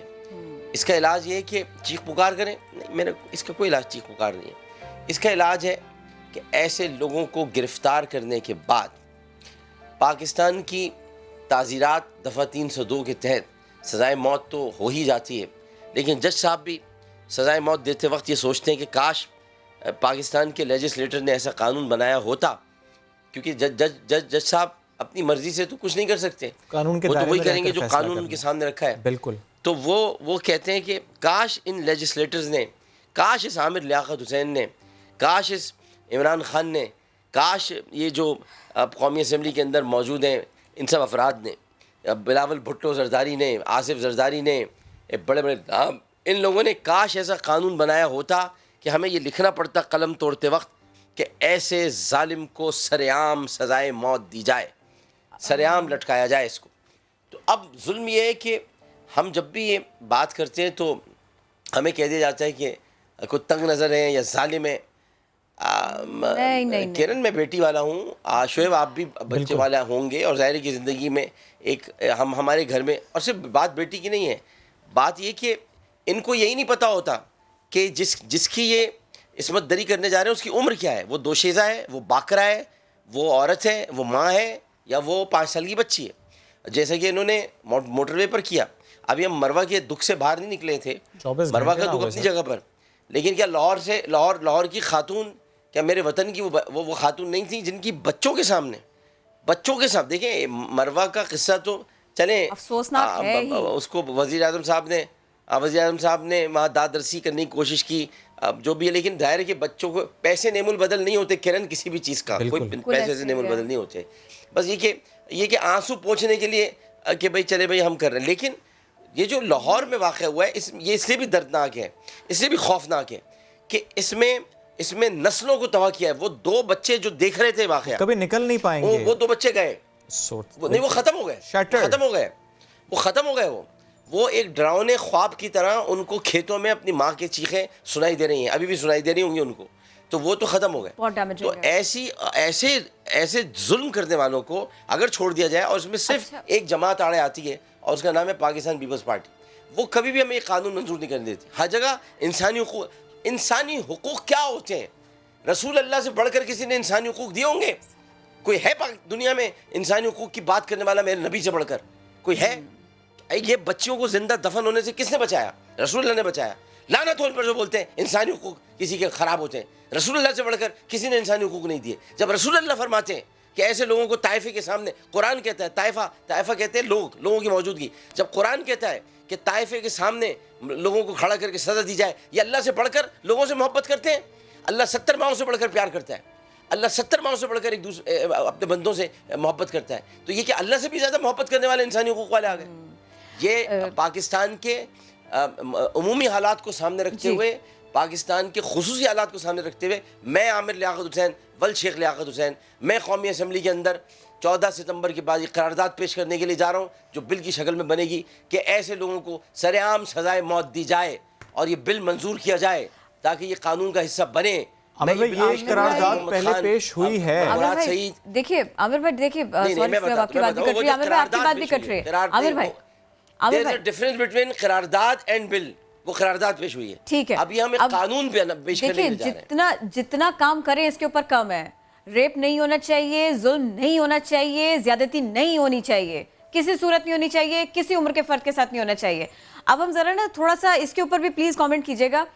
خاتون کا ریپ اور ایک معصوم چھوٹے بچے یا بچی کا ریپ، اس کو ہمیں الگ الگ ٹریٹ کرنا پڑے گا. اب میں مروا ہی کی بات کر لیتی ہوں. عامر بھائی آپ خود بھی گئے، آپ علاقہ جانتے ہیں، آپ مسائل جانتے ہیں. عامر بھائی 2 باتیں ہیں. पॉइंट नंबर 1, अगर बच्चा गुम जाता है, खो जाता है, पुलिस को फौरी रिस्पॉन्ड करना चाहिए, ना कि वो 22 घंटे गुजारें, 18 घंटे गुजारें, 8 घंटे गुजारें। बच्ची हमारी बच सकती थी, अगर जुल्म से नहीं बच रही थी तो जान बच सकती थी। ये सब नहीं हो पाया क्योंकि पुलिस ने ढूंढना शुरू नहीं किया। अहले इलाका मुतहरिक हो गए, वो ढूंढ रहे हैं, वो तलाश कर रहे हैं। हमेशा की तरह रेपिस्ट मिलकर ढूंढ रहा है, रेपिस्ट आके खबर दे रहा है बच्ची आपकी वहां हो सकती है, कंपाउंड में जाके देखो डेड बॉडी वहां है। देखिए प्रॉब्लम ये, जब आप इसके ऊपर बात करेंगे ना आमिर भाई, तो बात बनेगी, तो लोगों को समझ में आएगा। पुलिस फौरी रिस्पॉन्स करे, बच्चे के ऊपर निगाह रखनी है और अपना बच्चा समझकर रखनी है, और आसपास हमें देखना पड़ेगा हमारे कौन रह रहा है। आमिर भाई, जिस शख्स को बच्चा जिससे महफूज नहीं है उसको ढूंढना पकड़ना इस कदर मुश्किल नहीं होता। साइकोलॉजी इसमें बहुत मदद करती है, दुनिया भर में इस पे काम हो रहा है, हम क्यों नहीं कर पा रहे? उसकी वजह यह है कि अभी आपने इंटरव्यू दिखाया मुनीबा गुल का, ये क्रिमिनोलॉजी इन्होंने एम फिल किया है। जी। इस क्रिमिनोलॉजी की बात हो रही है, या आप जो बात करें ये क्रिमिनोलॉजी की है। और इसकी वजह ये कि मैंने तो वहाँ जाके पहले दिन खड़े होकर कहा था कि पुलिस वालों इधर उधर ढूंढने के बजाय रिश्तेदारों में तलाश करो या पड़ोसियों में, क्योंकि बच्ची को वही जानता होगा। बच्ची कोई किसी गैर के लिए यहाँ पर अचंभे की बात नहीं होगी, लेकिन वो रिश्तेदार जानता होगा। पुलिस का एक इंतहाई शर्मनाक किरदार है, और इसको तो खैर गवर्नर साहब देख रहे थे कि मैं जहाँ अपनी बात करना चाहूँगा मैं वो करूँगा। गवर्नर साहब उसको देखकर उन्होंने झाड़ पिलाई है, जो कर सकते थे कर किया है। लेकिन प्रॉब्लम ये है कि यहाँ पर आप किसको कहेंगे? आप एक दहनतदार अगर कहीं आईजी लगाते हैं तो आपके तो पंजाब से वो आईजी हटा देते हैं, शोएब दस्तगीर। अब ये बहुत लंबी बहस हो जाएगी अगर हम चले जाएंगे। जहाँ पुलिस काम करना चाहती है, जहाँ पुलिस काम करती है वहाँ करके ले आती है, जहाँ नहीं करना चाहती वहाँ नहीं करना चाहिए। इस इलाके में भी यही हुआ। 4 तारीख को FIR दर्ज कराई गई है और 5 तारीख को ये FIR लिखी गई है। तो उनका कहना ये था कि जी 4 तारीख को अब 12 बज गए थे रात के, तो अब हमें फिर वो 5 तारीख लगानी पड़ी। झूठ बोलते हैं, झूठे हैं, झूठ आमिर भाई वो बुलाते रहे उन लोगों को, सारा जो लोग अपनी बच्ची ढूंढ रहे हैं उनको वो बुला रहे हैं। झूठ बोलते हैं, जी झूठ बोल रहे हैं। मैं बता रहा हूँ बहुत सारी चीज़ें ऐसी उन्होंने की हैं, मैं इत्तेफाक करता हूँ। लेकिन अगर हम अभी किरण ये सोचते रहे कि ये करना चाहिए था, ये होना चाहिए था, वो ये कर सकते थे, अब तो हो गया। अब जो हुआ है तो अब हमें क्या करना चाहिए है, हमें क्या करना ये होगा। हमें बांध तो टूट गया, पानी तो बह गया, अब पानी बहने के बाद पानी कहाँ तक जा रहा है, उसको कैसे रोकना है कि घरों में दाखिल ना हो, उसको रोकने के लिए कानून साजी करनी होगी। बिल्कुल। अब इन ये चूं चना से बाहर निकलकर, एतराज़ात से बाहर निकलकर कि वो इंसानी हुकूक की तंजीमें नाराज़ हो जाएंगी, पाकिस्तान की एड बंद हो जाएगी, फला बंद हो जाएगा। अरे बंद हो जाए पाकिस्तान की एड अगर बंद होनी है, अगर बच्चे ही पैदा होने बंद हो जाए। आपको पता है कमेंट्स लोग क्या कर रहे हैं? कमेंट्स लोग ये कर रहे हैं, मैं कल से जो मैं बात कर रहा हूँ उस पर कि या अल्लाह हमारे घरों में बच्ची पैदा ना हो, या अल्लाह किसी के घर में बच्ची ना हो, अल्लाह हमसे बच्चे पैदा। या आप सोचें लोग ये कहने पर मजबूर हो गए। अल्लाह ताला उनकी मैं तो ये कहूँगा अल्लाह ऐसी कोई दुआ कबूल ना फरमाए। बच्चियाँ रहमत होती हैं, बच्चियाँ मुस्कुराहट होती हैं, बच्चियाँ घर की रौनक होती हैं। बच्चियाँ होंगी तो दुनिया में हमारे नबी की बच्चे ही तो थीं, बच्ची वाले ही तो थे। वो फातिमा कहीं घूम रही हैं, कहीं सैयदा ज़ैनब घूम रही हैं, कहीं सैयदा उम्मे कुलसूम है, कहीं सैयदा रुक़ैया है, ये बच्चे ही तो थीं। और करबला में क्या थी? सैयदा ज़ैनब बच्ची तो थी, किसी की बच्ची थी, अली की बेटी थी। उधर भी एक बच्ची थी सकीना, जो अपने भाई के पानी के लिए तड़प रही थी। तो मैं कहता हूँ कि अब ये ख़वातीन के साथ होना, मैं मरवा से कहीं ज़्यादा, मरवा के साथ जुल्म अपनी जगह है, लेकिन किरण आप एक समझदार खातून है, शोएब आप एक समझदार इंसान है। आप थोड़ी देर के लिए उन 2 बच्चों के बारे में सोचें जिनकी आंखों के सामने उनकी माँ की इस्मत दरी की गई खेतों में ले जाकर। ये लाहौर वाला वाक़या खौफनाक तरीन वाक़या है, खौफनाक तरीन वाक़या है। ये बहुत बड़ा गैंग रेप का दर्दनाक वाक़या है। इस पर अगर तवज्जो क्या होगी, तवज्जो रिपोर्ट तलब कर ली, क्या की रिपोर्ट तलब कर ली? क्या इसमें मार्क्स दिए हुए किसी को? इतने मार्क्स देंगे हम, 14 मार्क्स दिए उठाने वाले को, 20 मार्क्स दिए खेत में ले जाने वाले को, 25 मार्क्स। काय की रिपोर्ट? बस सीधा काम शुरू करें, अब तलाश करें उस गाड़ी के निशाना। मोटर में पुलिस के लिए क्या मसला है? अब पुलिस वालों के लिए क्या मसला? कोई पुलिस वालों के लिए कोई मसला नहीं होता, पकड़े उनको। और मैं आज आपको एक बात और बता दूं, मैं ऑन एयर आपके यही कहना चाहता हूँ, खुदा न खास्ता अभी फिर उसके बाद लोग फिर चीख पुकार शुरू कर देते हैं। खुदा न खास्ता अगर ये कानून नहीं बन सका, अगर हमें मौका नहीं दिया गया असेंबली के अंदर इस कानून को मंजूर कराने का, तो फिर शिकायत मत कीजिएगा उस हुजूम से कि जो अगर इन लोगों को पकड़े ऐसा कोई काम करते हुए और इनको जिंदा जला दे या इनको मार दे। ये भी हो सकता है, یہ ہجوم ہی کر دے. پھر آپ ہجوم کو نہیں روک سکتے. پھر ہجوم اس سے پہلے بھی کر چکا ہے. لوگوں کو قانون ہاتھ میں لینے سے روکنے کا بہترین طریقہ یہ ہے کہ قانون بنایا جائے اور قانون بنا کے لوگوں کی دادرسی کی جائے. یہ بالکل درست کہہ رہے ہیں آپ. ہم نے زینب کے معاملے میں دیکھا کہ اس کے لیے لوگوں نے کہا کہ نہیں, جب تک انصاف نہیں ہوگا ہم بالکل بیٹھیں گے نہیں چین سے, سکون سے. اس شخص کو سزا بھی ہو گئی, پھانسی دے دی گئی. عامر بھائی, اگر قانون پر امپلیمنٹیشن کی بات ہے تو پھر اس کے بعد یہ سلسلہ رک جانا چاہیے تھا. اب میں چاہتی ہوں آپ کا کامنٹ اس کے اوپر, نہ صرف یہ کہ قانون سازی, نہ صرف یہ کہ اس قانون کو پھر فالو بھی کیا جائے, مجرم کو پکڑا بھی جائے, اس کا جرم ثابت بھی کیا جائے, اس کو لٹکایا بھی جائے, سخت سے سخت سزا دی جائے. اس کے علاوہ بھی ہمیں بینگ سوسائٹی بہت متحرک ہونا پڑے گا. ہم صرف اور صرف قوانین کے اوپر بات کو نہیں چھوڑ سکتے. ایک اور بات بھی ہے, آپ نے زینب الرٹ بل کی بار بار بات کی تھی کہ زینب الرٹ بل میں تو آپ نے بتا دیا اس کے خد و خال کیا ہے, لیکن کیوں لوگ چیخے تھے اس کے بعد, میں بتاتا ہوں نا آپ کو. اصل میں تو لوگ بھول جاتے ہیں, ان کی یادداشت کمزور ہے. عمران نام کا آدمی تھا, اس کو 2 سال تک جیل میں رکھ کے کھلایا ہے. 2 سال تک جیل میں اس کو کھانا پینا اس کو کھلاتے رہے. اس کو سزا دے دی تھی جج صاحب نے سزائے موت دی تھی. 2 سال تک حکومت نے تاخیر کی ہے اس کو سزائے موت دینے میں. یہ تاخیر, یہ جو ڈیلے ہوتا ہے نا جسٹس میں, یہ ہوتا ہے جسٹس کا قتل. بھائی جج نے تو دے دی سزا, عدالت نے دے دی تھی. 2 سال تک عمران جیل کے اندر کھاتا پیتا رہا ہے. اس کو ہٹا کٹا موٹا تازہ کر کے ہم نے پھانسی کے پھندے پہ لٹکایا ہے. تو بھائی دیر کیوں کی ہے؟ اس کو جب عدالت نے کہہ دیا مار دو, اس کو قتل کر دو, پھانسی پہ لٹکا دو, بھائی ٹھیک ہے, ابھی تو سرعام نہیں ہے, پھانسی اندر ہی دے رہے, تو دے تو دو. 2 سال انتظار کیوں کر رہے ہو؟ اور میں نام کسی کا لینا نہیں چاہتا, لیکن کسی کو سزا دینے میں بڑی جلدی تھی, دے کر آپ نے ملک کا پورا ماحول خراب کر دیا. اور کسی کو آپ کو سزا دینے میں 2 سال لگ گئے, تو نہیں دینی چاہیے تھی آپ کو. آپ کو فوراً سزا دینی چاہیے تھی اس کو, عمران کو. ایک واقعہ اور بھی تھا, وہ تھا چونیا کا واقعہ. بچوں کے جب خون آلود کپڑے ملتے ہیں تو پتہ چلتا ہے کہ کیا ظلم بیت گیا, اور پھر اس کے بعد میں لوگ احتجاج کر رہے ہیں. کیا جاتا ہے نہیں, پھر ڈی پی او تبدیل کیا جاتا ہے. ڈی پی او تبدیل ہوتے ہی کرن, ڈی پی او تبدیل ہوتے ہی جو 5 بچے چونیا سے دوبارہ اغوا ہوتے ہیں وہ مل جاتے ہیں. اس سے پہلے نہیں ملے تھے. جو 5 بچے بعد میں اغوا ہوئے ہیں وہ چونیا میں مل جاتے ہیں. اور پھر اس سارے سیناریو میں دیکھیے, یہ اس کا مطلب یہ ہوا کہ سسٹم کو ویسے ہی ریئیکٹ کرنا پڑے گا, ویسے ہی رسپونڈ کرنا پڑے گا, متحرک ہونا پڑے گا, صحیح لوگوں کا انتخاب کرنا پڑے گا ذمہ داری کے لیے, کام کے لیے. اچھا, کل ہم اور شعیب ایک خبر ڈسکس کر رہے تھے عامر بھائی, وہ بھی ہم آپ کے سامنے رکھتے ہیں. ایک بچی کو کراچی میں اغوا ہونے سے بچایا گیا. ہوٹل پہ چائے پی رہے جو لوگ بیٹھے ہوئے عامر بھائی, وہ پوچھتے ہیں تم کون ہو اس بچی کے, اور اس طرح سے وہ بچی بچ جاتی ہے. دیکھیے یہ پہلو, اس کو ہمیں اجاگر کرنا پڑے گا. ہم ایک دوسرے سے کٹ کے رہیں گے, ہمارے بچے نہیں بچیں گے. نہیں, مگر آپ نے دیکھا کہ بچی کو تو بچایا گیا. وہ لیاری کا واقعہ تھا, آپ نے دیکھا اس کا اب تقریباً آدھے گھنٹے میں حشر کیا ہو گیا تھا اس آدمی کا. میں اسی چیز سے روکنا چاہ رہا ہوں, کہ اگر قانون بن جائے گا یہ فائر وال ہوگا, ورنہ کرن, شعیب, آپ لوگوں کو قانون ہاتھ میں لینے سے نہیں روک سکتے. بالکل ایسا ہی ہے, میں آپ کو بتا رہا ہوں, نہیں روک سکتے. لوگ تنگ آ چکے ہیں. دیکھیں, یہ قوم یہ سوچتی ہے کہ جب کووڈ کے بعد, کورونا کے بعد بھی ایسے لوگ نہیں سدھر رہے. کورونا کے بعد بھی لوگوں کے تبصرے دیکھیے, ایسے تبصرے ہوتے ہیں. میں آپ کو کل بتاؤں, میرا دل ٹوٹ گیا. ایک میں نے لکھا کہ بھائی 10 لاکھ روپے وزیر اعظم کی طرف سے دینے کا اعلان کیا, تو کسی نے لکھا اعلان کیوں کیا, دیے کیوں نہیں؟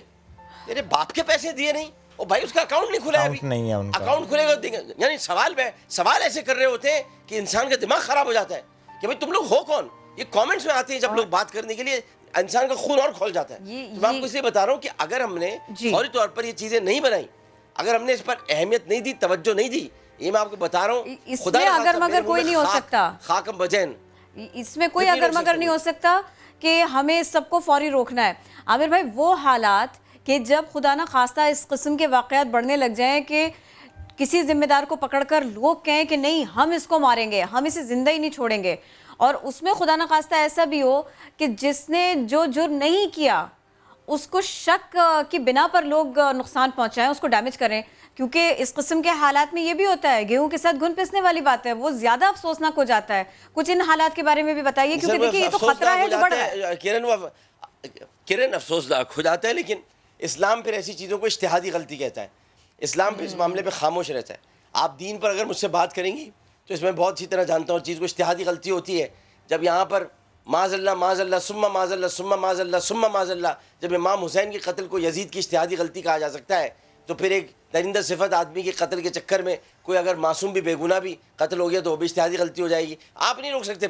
پھر آپ نہیں روک سکتے. قوانین اسی لیے بنتے ہیں کہ معاشرے کو ایک طرز پر چلایا جا سکے. لیکن جب آپ طرز پر نہیں چلانا چاہتے, آپ چاہتے ہی نہیں ہیں کہ ایک طرز پر, آپ تو یہاں پر 7 سال کی سزائیں دے رہے ہیں, آپ 5 سال کی سزائیں دے رہے ہیں. آپ نے آپ کے پورے پاکستان میں یہ تو چلے پھر بھی بچی کے ساتھ ظلم ہوا یا عورت کے ساتھ, بچوں یعنی لڑکوں کے ساتھ, لڑکوں کے ساتھ سوڈومی جس کو کہتے ہیں, اس کا کوئی قانون ہی نہیں ہے.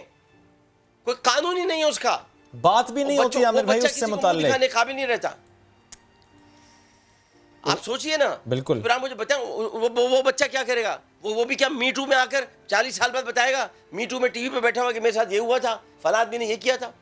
دیکھیں اس کو بہت سنجیدہ لینا پڑے گا, روکنا ہوگا. میں تو دیکھیں اپنا فرض, مجھے لوگوں نے منتخب کیا ہے, لوگوں نے منتخب کیا, میں اپنا فرض پورا کرنے جا رہا ہوں. میں اس قرارداد کو بل کی شکل میں پیش کرنے کے لیے جا رہا ہوں. ایک بات اور, باقی قومی اسمبلی جانے, اراکین پارلیمنٹ جانے, قوم چہرہ دیکھ لے کہ بھائی کون کرنا چاہتا ہے کون نہیں کرنا چاہتا. ظاہر ہے آپ اپنی جو رسپانسبلٹی ہے وہ ادا کرنے جا رہے ہیں, آپ قرارداد اور پھر بل پیش کرنے جا رہے ہیں عامر بھائی. لیکن اس کے ساتھ ساتھ چونکہ آپ نے خود بھی ذکر کیا پنجاب کا اس بروٹل واقعے کا, عامر بھائی تو کیا کابینہ کی میٹنگ میں یا فلور آف دی ہاؤس آپ اس معاملے کو بھی اٹھائیں گے کہ پنجاب میں آئی جیز تو تبدیل ہو جاتے ہیں, پنجاب میں اور معاملات تو ہوتے ہیں لیکن کیبنٹ میں تو کیبنٹ شعیب بھائی کیبنٹ میں تو میں ہوں نہیں, لیکن خدا کی قسم اگر میں ہوتا, یہ مجھے بھی اچھا ہی ہے کہ ان لوگوں نے نہیں رکھا, پتہ نہیں کیوں.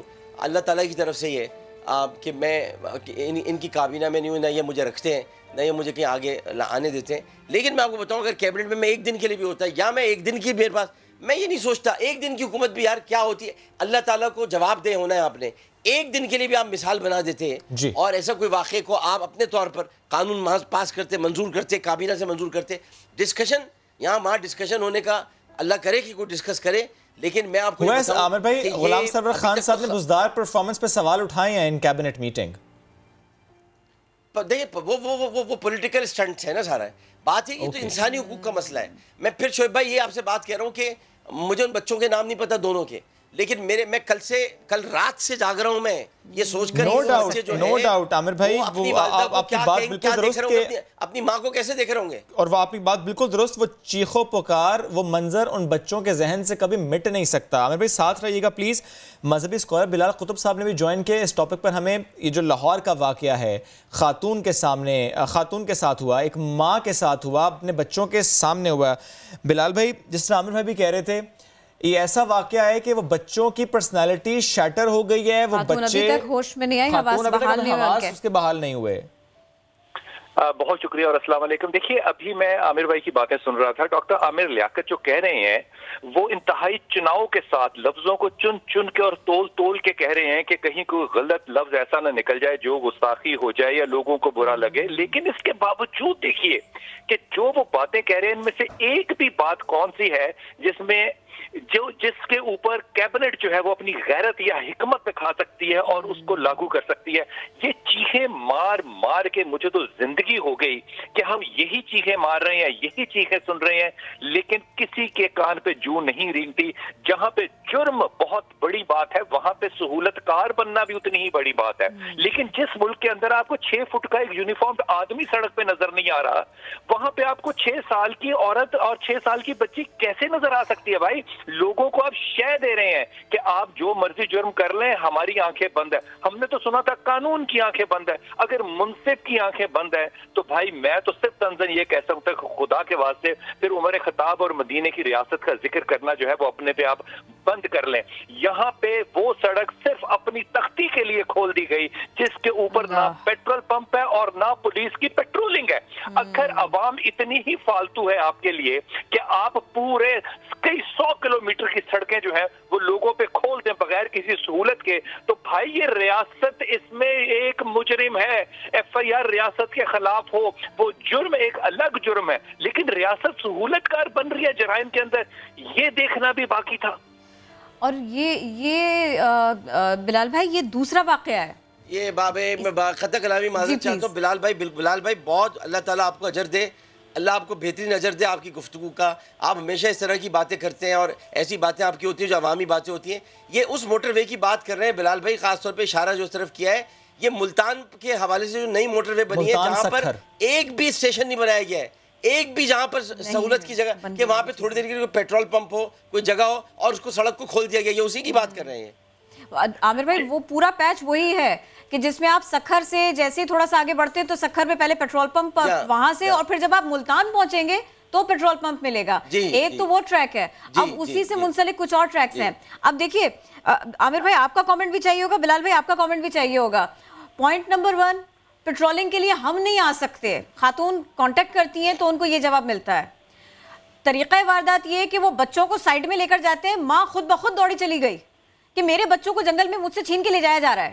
وہ نقدی لینے کے بہانے آئے تھے, نقدی بھی لے کے گئے, اس کو ڈیمیج بھی کر کے گئے بری طرح سے. کوئی رسپانس اس سلسلے میں کیا کرتا, یہ بہت سوچ سمجھ کے کیا ہوا کام ہے. یہ ایسا نہیں ہے کہ یوں ہی گزر رہے تھے, نیت خراب ہوئی اور اس کے بعد میں انہوں نے ڈکیتی کی واردات کر لی. اتنا منظم انداز میں وہاں پہ ڈاکو ہیں موجود اور کسی کو پتہ نہیں لگتا. یہ کتنی بڑا پرابلم ہے. ہم کہہ رہے ہیں کہ جی ٹریک کھولو, ہم کہہ رہے ہیں ثقافت کھولو, ہم کہہ رہے ہیں معیشت کھولو, اور ہم لوگوں کو سیکیورٹی پرووائڈ کرنے میں ناکام ہے. میں پہلے ایک ڈاکٹر صاحب کی بات پہ ایک اپنے ایموشن کا بھی اظہار کرتا ہوں. جب یہ لوگ کہتے ہیں نا کہ اعلان کیا ہے دیے کیوں نہیں, اس سے پوچھو کہ بھائی تو نے زندگی میں کس کو دیا ہے. یہ ساری زبانیں اٹھانے والے لوگ وہ ہیں جو کہ کسی کے لیے کچھ نہیں زندگی پر کر سکتے, لیکن جو کرنے والا ہو اس کے ساتھ حسد کرنا ان کا ایک فرض علیم ہوتا ہے. دیکھیے جہاں سے یہ سڑک جو ہے یہ ابتدا ہوتی ہے اس کے بالکل پاس شیخو پورہ کے اندر ایک پورا پیٹرولنگ کا سکول ہے جو کہ موٹر وے پولیس کا ہے. وہاں پہ سینکڑوں طالب علم ہے, وہاں پہ ایک ایڈیشنل IG لگا ہوا ہے. یہ کیسے ممکن ہے کہ آپ سڑک کو کھول دیں اور پولیس کے حوالے نہ کریں جو پیٹرولنگ کرنے والی ہے, آپ وہاں پہ کوئی ٹینڈر نہ کریں جس میں کہ وہاں پہ کنٹین یا پیٹرول پمپ کھولنا ہے. اگر آپ کے پاس وسائل نہیں ہے اور آپ نے وہ فیسلٹی کھول دی ہے تو اس کا مطلب کل کو اگر لوگ قانون کو اپنے ہاتھ میں لے لیں گے اور وہ پیٹرولنگ خود کریں گے ویپنز کے ساتھ, جو کہ پنجاب میں بڑا کامن ہے, تو پھر اس کا جواب عدالت دے گی یا قانون دے گا. عامر بھائی آپ کا بھی اس اور موب پر ہاں, اور بلال بھائی کی بات کو میں آگے بڑھاتے ہوئے کہوں گا کہ موب پر پھر کوئی مقدمہ نہیں ہوتا, موب پر مقدمہ نہیں بن سکتا. 5,000 کے موت پہ پھر کوئی مقدمہ نہیں ہوتا, بنائیں گے اللہ نہ کرے کہ یہاں تک آئے. لیکن اس کے بعد جو ہے وہ پھر موب. اور پھر دوسری بات یہ کہ بلال بھائی نے یہ بات یہ ہمیں میں کہتا ہوں, یہ بات یہ میں ان کی تائید کرتا ہوں کہ کوئی ریاست مدینہ کا لفظ بھی استعمال نہیں کرنا چاہیے, لفظ بھی استعمال نہیں کرنا چاہیے, بالکل کسی صورت میں نہیں کرنا چاہیے, کیونکہ وہاں پھر سزائیں بھی بڑی سخت تھیں. عامر ایک اور کامنٹ سیف سٹی پروجیکٹ سے متعلق, کیونکہ ہم اس پر بات کرتے آئے, اسلام آباد سے سٹارٹ کیا تھا. اگر سیف سٹی پروجیکٹس لانچ ہوں, ہر شہر میں ہوں, اسپیشلی کراچی, اسپیشلی وہ شہر جہاں پر پاپولیشن زیادہ ہے, جہاں پر ایسے کیسز رپورٹ ہوتے آ رہے ہیں, متواتر رپورٹ ہوتے آ رہے ہیں, تو شاید کچھ بہتری آئے. نہیں جی, میں اسے بالکل نہیں سمجھتا. میں بلکہ ایک شعر میں اس کا جواب دینا چاہوں گا کہ جب گھر میں آگ لگی تو کچھ سامان بچا تھا جلنے سے, وہ بھی ان کے ہاتھ لگا جو آگ بجھانے آئے تھے. تو آپ کیوں ایسی بات کر رہے ہیں؟ ٹھیک عامر بھائی بہت شکریہ, ساتھ موجود تھے. بلال قطب آپ ساتھ موجود تھے. ایک نہیں کئی واقعات, اور کرن کل ہی ہم بیٹھے یہاں پر بات کر رہے تھے جب عالیہ صارم صاحبہ ساتھ موجود تھیں کہ اللہ کرے کہ دوبارہ ہماری ایسی کوئی نشست نہ ہو جس میں ایسے کسی واقعے کا ہم ذکر کریں. لیکن میں نے جس طرح پہلے بھی کہا 24 گھنٹے بھی نہیں گزرے تھے یہ واقعہ رپورٹ ہوا سیالکوٹ کے قریب سے. ایسے واقعات رپورٹ ہوتے ہیں, ایسے واقعات واقعی دل دہلا دیتے ہیں, لیکن بات کرنا ضروری ہے کیونکہ ہمیں قانون سازی کی طرف بھی بڑھنا ہے.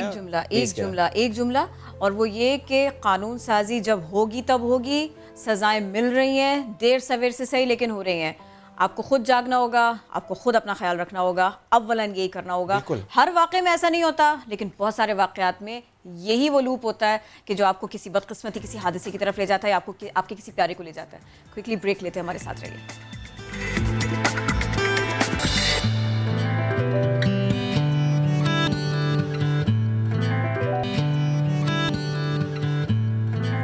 Welcome back. بھارت کے اناڑی چور کا ذکر کر لیں. اناڑی پہ رکنا بھی اچھا تھا. اناڑی پہ رکنا بھی اچھا تھا نا. ایکچولی موبائل فون چوری تو اس نے کر لیا, لیکن جب فون سمجھ نہیں آیا تو اس نے کہا بھیا یہ واپس لے لو. قیمتی سا اسمارٹ فون تھا. چوری کرنے والے شخص نے مالک کو یہ کہتے ہوئے فون واپس کر دیا کہ مجھے یہ فون استعمال کرنا نہیں آ رہا. بڑا حیران کن سا واقعہ ہے. یہ مغربی بنگال میں پیش آیا ہے. ایک شخص کا قیمتی اسمارٹ فون چوری ہوا اور 4 دن گزرنے کے بعد فون ملا نہیں, لیکن 5ویں دن چور نے خود آ کر فون واپس کر دیا. ویسے اگر یہ واقعہ پاکستان میں ہوا تو وہ چور دکاندار کے پاس جاتا یا کسی سمجھ بوجھ والے شخص کے پاس جاتا, وہ سمجھ لیتا. لیکن اینی ویز چلیں فون واپس ملا. آپ سمجھ گئے نا؟ میں سمجھ گیا. ٹھیک ہے, آپ نہیں سمجھے, میں سمجھاتی ہوں. فرانس میں ایک شخص نے مکھی سے جان چھڑانے کے چکر میں دیکھیے تو صحیح کیا کیا. آپ نے سنا ہوگا نا کہ چہرے پر مکھی بیٹھی تھی تو اپنے تھپڑ جڑ لیا. انہوں نے تو اپنے گھر میں دھماکہ کر لیا. 82 سالہ شخص ہے یہ مکھی کو ایک ریکٹ سے نا, وہ جو الیکٹرک ریکٹ ہوتا ہے نا, اس سے مارنے کی کوشش کر رہے تھے. تو گھر میں گیس لیک تھی اور پھر یہ ہوا کہ جی ریکٹ اور گیس کے آپس میں ملنے سے دھماکہ ہو گیا. 82 سالہ شخص اس حادثے میں بال بچ. لیکن سوال ہے میرا کرن, ایک مکھی کا کیا ہوا؟ مکھی کا کیا ہوا جس کی وجہ سے مر گئی؟ بس ابھی تک یہ واضح نہیں ہو سکا. اس کے پر لگے تھے وہ اڑ گئی. چلیے جی, یہ تو ہم نے خبر آپ سے شیئر کی. کبھی کبھی ایسا بھی ہو جاتا ہے. ایک اور خبر یہ ہے کہ بڑا خوبصورت سا گھر ہے.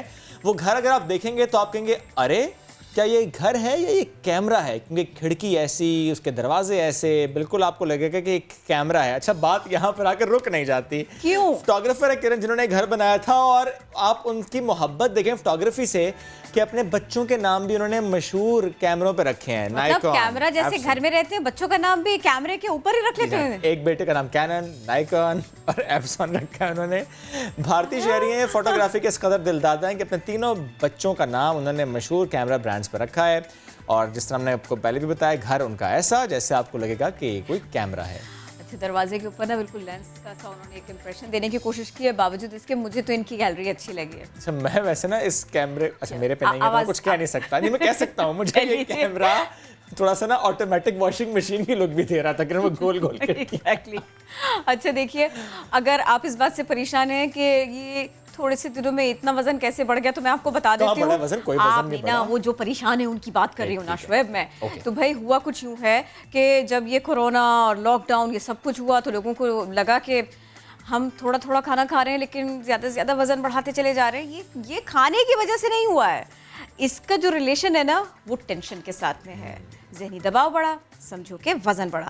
یہ ریسرچ کی گئی ہے اور یہ کہا گیا ہے کہ زیادہ موٹاپے کا شکار ہونا ذہنی دباؤ سے جڑا ہے. اور لاک ڈاؤن کی اگر ہم بات کریں تو پھر لوگوں کو بڑا سہنا پڑا, بہت کچھ برداشت کرنا پڑا, ذہنی دباؤ سے گزرنا پڑا. اسی کے نتیجے میں کچھ لوگوں کی خوراک بڑھی اور وزن بڑھ گیا, اور کچھ لوگ گھر میں بیٹھے تھے, ورزش نہیں کر رہے تھے, اس لیے وزن بڑھ گیا. اور تحقیقاتی ٹیم کے سربراہ کہتے ہیں کہ یہ کھانا پینا ہی نہیں, یہ جو رجحان بنتا ہے, یہ جو پسند ناپسند بنتی ہے, یہ آپ کے موڈ, آپ کے ایٹیٹیوڈ سے بنتی ہے. تو اولاً ذہنی پریشانی رہی, اور پھر اس کا تدارک کرنے کے لیے بہت سارے لوگ زیادہ فرائیڈ آئٹمس کی طرف چلے جاتے ہیں, بہت زیادہ لوگ, کچھ لوگ جو ہیں وہ میٹھے کی طرف چلے جاتے ہیں. اینڈ رزلٹ وہی ہے جو آپ کو اسکرین پہ دکھائی دے رہا ہے. Either fat or the weight is too much. آپ ایسا کیجئے, ٹینشن کو بھی لاک ڈاؤن کیجئے اور ایک لاک ڈاؤن یہاں پر بھی کیجئے. یعنی اتنا بھی نہ کیجئے کہ بالکل نہ کھائیں لیکن احتیاط سے اچھا تھا یہ, ویسے زپ سے اچھا تھا یہ. اچھا آگے بڑھتے ہیں. یہ بہت زیادہ سلیکٹڈ ہے, بہت زیادہ سلیکٹڈ ہے. Selected lockdown, smart lockdown, یہی اسمارٹ ہے, اسمارٹ لاک ڈاؤن. اچھا جی, بین الاقوامی اسکواش پر پاکستان کا نصف صدی راج رہا. ہاشم خان کی ہم بات کریں, اعظم خان سے پھر جہانگیر خان اور پھر جانشیر خان, یعنی خان خاندان نے عالمی میدان میں پاکستان کا پرچم بلند رکھا. اسی گھرانے کا ایک اور نام ملک کے لیے بڑوں کا مشن آگے بڑھانے میں سرگرم ہے, اور ان سے آج ہماری ملاقات کرائیں گی ارحم خان.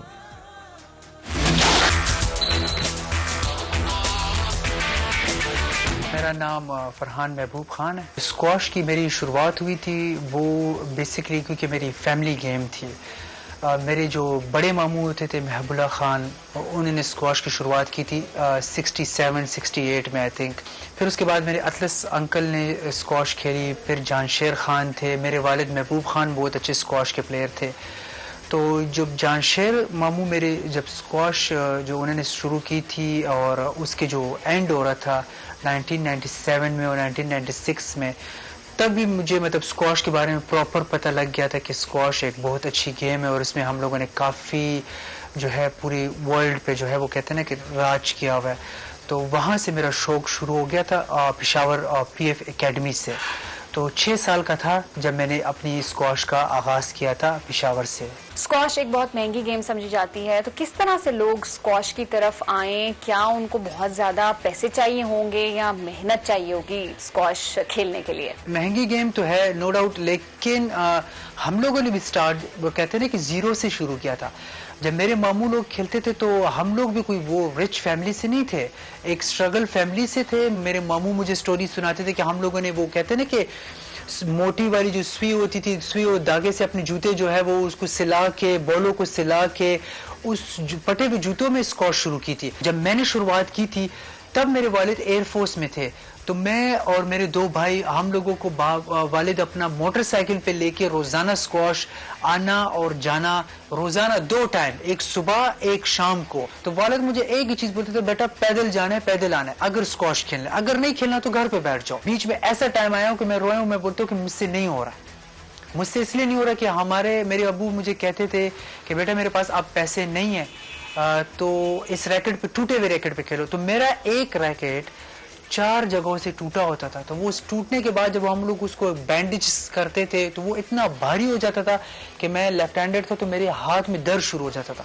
تو ہر رات میری امی اس ہاتھ کو وہ کہتے ہیں نا کہ وہ مساج کرتی تھی کہ اگلے دن فرحان پہ اسکواش جائے. کون کون سے ٹائٹلز ابھی تک جیتے ہیں اور پرائڈ آف پرفارمنس کے لیے بھی نامینیٹ کیا گیا ہے، اس کے بارے میں بھی بتائیں تھوڑا سا.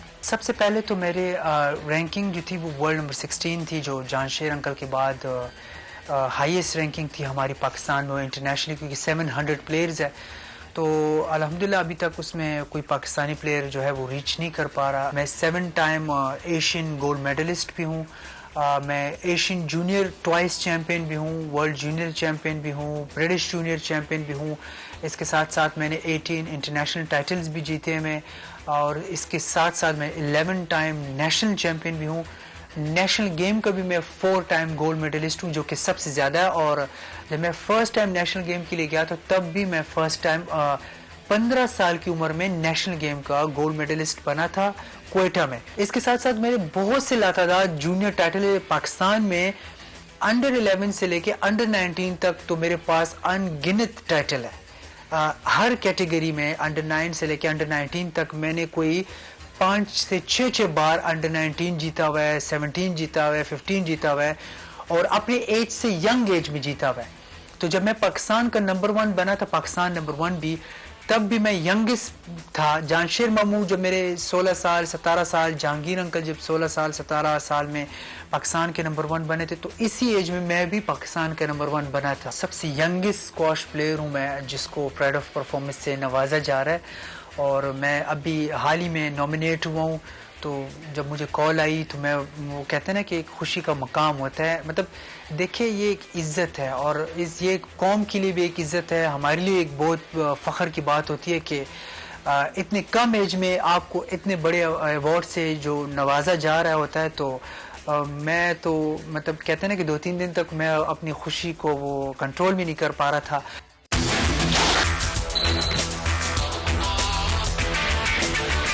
ایک اہم خبر آپ کو دیتے ہیں. سپریم کورٹ نے اینکر مرید عباس قتل کیس میں اہم ملزم عادل زمان کی ضمانت خارج کر دی. دوبارہ گرفتار کیا جائے، جیل بھیجا جائے، یہ حکم بھی دیا. لیکن اس سب میں کیا ہوا؟ عادل زمان سپریم کورٹ سے درخواست ضمانت خارج ہونے پر فرار ہو گیا ہے. عرفان الحق نے ہمیں جوائن کیا، ان سے بات کریں گے. عرفان، درخواست ضمانت خارج ہوئی تو ہوئی، لیکن یہ بھاگ کیسے گئے؟ کیا وہاں پر پولیس موجود نہیں تھی؟ سپریم کورٹ سے بھاگ گئے؟ شعیب، عام طور پر جو سیکیورٹی ہے سپریم کورٹ کی، وہ سیکیورٹی ہوتی ہے اور جو پولیس وہاں پر موجود ہوتی ہے، اور ہمیشہ کی طرح پولیس آج موجود تھی. مگر جو عادل زمان اور عاطف زمان کا مقدمہ ہے اینکر مرید عباس قتل کیس کا، کیس کے تفتیشی افسر یا متعلقہ پولیس وہاں موجود نہیں تھی جو کہ ملزم کو گرفتار کرتی. عام طور پر ضمانت سے متعلق عدالت فیصلہ کر دیتی ہے، اور ضمانت اگر خارج ہو جائے تو جو متعلقہ پولیس موجود ہوتی ہے اور تفتیشی افسر موجود ہوتا ہے، وہ اسے ملزم کو ضرور گرفتار گرفتار کر لیتا ہے، مگر مرید عباس قتل کیس کا چونکہ تفتیشی افسر یا متعلقہ پولیس نہیں تھی اور بآسانی یہاں سے عادل اور زمان فرار ہو گیا۔ ہم تو فوٹیج میں دیکھ سکتے ہیں وہ آرام سے نکل رہے، آرام سے وہاں سے جا رہے، کوئی روکنے والا نہیں۔ آپ نے درست بات کی کہ متعلقہ پولیس موجود نہیں تھی، لیکن کیا کوئی اور طریقہ کار نہیں ہوتا؟ اگر متعلقہ پولیس موجود نہیں ہے، عدالتی حکم ہے، وہ کیسے بھاگ گیا؟ دیکھیں جب درخواست دائر ہوتی ہے تو جو پولیس ہے اور جو پروسیکیوشن ہے اسے بھی نوٹس جاری کیا جاتا ہے، اور پولیس عام طور پر جو متعلقہ پولیس ہوتی ہے یعنی تفتیشی افسر کیس کا، اب وہ وہاں موجود ہوتا ہے، یا پھر جو پروسیکیوشن ہے اس کی یہ ذمہ داری ہے کہ جب ملزم کی ضمانت خارج ہو جائے تو وہ اس کی گرفتاری کو یقینی بنائے تاکہ وہ وہاں سے فرار نہ ہو۔ سپریم کورٹ میں سے بھی ہم نے کئی ملزمان کو بہت آسانی سے فرار ہوتے ہوئے دیکھا ہے۔ شکریہ عرفان، آپ نے اپڈیٹ کیا۔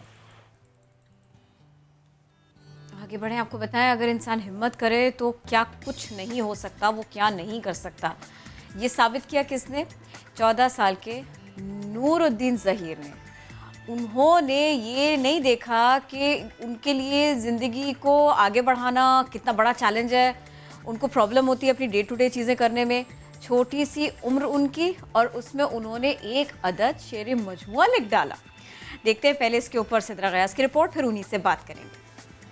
سب کرتے بوڑھے ہو گئے مولا پنڈت سارے، رب دا کھوج کرا نہ لبا سجدے کر کر ہارے۔ یہ ہے نور الدین ظہیر، جسے 3 سال کی عمر میں کھیل کود کے دوران حادثہ پیش آیا۔ نور الدین نے اس حادثے کو کمزوری نہیں بننے دیا، اپنے لیے شاعری کا میدان چنا اور شعری مجموعہ مکمل کیا۔ امجد اسلام امجد اور انور مقصود جیسے نامور شعراء نے نور کے لیے تعریفی کلمات لکھے۔ جب میں نے بک لکھنی شروع کی تو 2 سے 2.5 سال میں الحمدللہ کمپلیٹ ہو گئی۔ کمپلیٹ ہوتے میں نے سوچا کیوں نہ اس کی ایڈیٹنگ کروں، اور تمام چیزوں کے ساتھ بک چھایا ہے۔ اپنے راستوں پر صرف آپ ریسٹ کر سکتے ہیں لیکن کوئی نہیں کر سکتے، تو کبھی گیو اپ نہ کریں۔ ننھے لکھاری کے والد کو بیٹے کی کامیابی پر فخر ہے۔ ناول لکھنا چاہ رہا ہے جس میں جو یوتھ ہے ان کو میسیج دینا چاہ رہا ہے کہ بڑوں کا ادب کیسے کرتے ہیں۔ نور نے اپنے مستقبل کے لیے آنکھوں میں کئی خواب سجا رکھے ہیں۔ نور الدین جیسے بچے ہمارا قیمتی اثاثہ ہونے کے ساتھ ساتھ باعث فخر بھی ہیں، جن کی پذیرائی کی جائے تو یہ ملک کی ترقی میں اہم کردار ادا کر سکتے ہیں۔ کیمرہ مین علی مجتبیٰ کے ساتھ صدرہ غیاث، سما، لاہور۔ تو ہم صرف اکتفا نہیں کریں گے کہ صدرہ گئیں ان کے گھر اور جا کے مل کر آئیں، ہم خود بھی بات کریں گے بھائی، اور اسی کے لیے ہم نے اسٹوڈیو میں دعوت دی نور الدین اور ان کے فادر ظہیر الدین ہم کو جوائن کر رہے ہیں۔ السلام علیکم، آپ دونوں کیسے ہیں؟ جی وعلیکم السلام۔ میں پوچھنا چاہتی تھی پہلا شعر کب کہا، پسندیدہ شعر کون سا، نظم کون سی، غزل کون سی، لیکن اتنی موٹیویشن ملی ہے مجھے ان کو دیکھ کے، آپ کو دیکھ کے۔ پہلے مجھے یہ بتائیے یہ ایکسیڈنٹ تھا کیا، تھوڑا ہمارے لوگوں کو بتائیے جو لوگ دیکھ رہے ہیں آپ۔ جی یہ جب 2.5-3 سال کا تھا تو بچے کھیل کود میں بہت زیادہ دیٹ ٹائم ان کا ٹائم ہی ایسا ہوتا ہے، اور انہوں نے اس نے جمپ مارا ایک بیڈ سے دوسرے پہ، گرنے سے اس کے بیک بون پہ چوٹ لگ گئی، تو یہ گرو اپ بھی نہیں ہو سکا اور اس کے ہاتھ پاؤں بھی نہیں کام کرتے اور چلتا بھی نہیں ہے۔ لیکن اس نے مجھے کہا کہ ڈیڈ میرے ذہن میں کچھ شعری مجموعہ بنانے کا خیال آیا ہے، میں کچھ لکھنا چاہتا ہوں۔ تو میں نے اس کو ڈسکریج کرنے کی بجائے انکریج کیا، میں نے کہا آپ لکھو، جو کچھ لکھو گے ہم اس کو شائع کریں گے، انشاءاللہ اس کو کتابی شکل دیں گے۔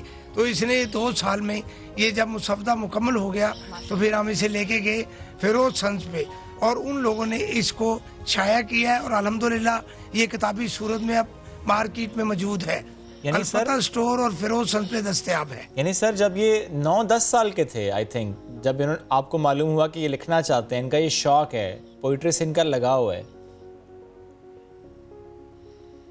جی اور نور نے، جی سر پلیز جواب دیجئے، اور ساتھ میں یہ بھی بتائیے پڑھنے کا بھی تو، لکھنے کے ساتھ ساتھ پڑھنے کا شوق بھی تو ہوگا، کس کی شاعری سب سے اچھی لگتی ہے نور آپ کو، یہ بھی بتائیں۔ السلام علیکم۔ وعلیکم السلام۔ ہمارے پاکستان میں ایسی کوئی انسٹیٹیوٹ یا ایسی کوئی اکیڈمی نہیں ہے جہاں میں کوئی ایڈوکیشن لے سکتا، تو اس لیے میں نے گھر ہی تعلیم حاصل کی ہے۔ آپ نے اچھا کیا ہے, بہت اچھا کیا آپ نے. اچھا اب مجھے یہ بتائیے کہ کوئی شعر جو آپ نے لکھا اور وہ خود آپ کو بہت بھا گیا ہو نا, مجھے اچھا لگ گیا, میں نے یہ بہت پیارا لکھا ہے, مجھے بتائیں گے کوئی ایسا شعر شیئر کریں گے آپ میرے ساتھ میں؟ جی ضرور. پلیز سناؤ. She's saying something otherwise. ہاں no problem, you can say something. سنا دو شعر کوئی. جی میں سن رہی ہوں. میری بک کا ایک شعر ہے باؤنڈ, جو کہ زخم کا میں نے لکھا تھا پر کہ وہ ملے تو نہیں انجان وقت میں, زخم تھا مجھ کو شاید درد وہ لے گئے. او بیٹا, اچھا اب ناول کے اوپر کام کرنا ہے یا کام شروع کر دیا ہے؟ کام شروع کر دیا ہے, پہلی سٹوری میں لکھ رہا ہوں, لیسن لکھ رہا ہوں اس میں, تو انشاءاللہ تعالیٰ 1-2 سال میں کمپلیٹ ہو جائے گا. انشاءاللہ.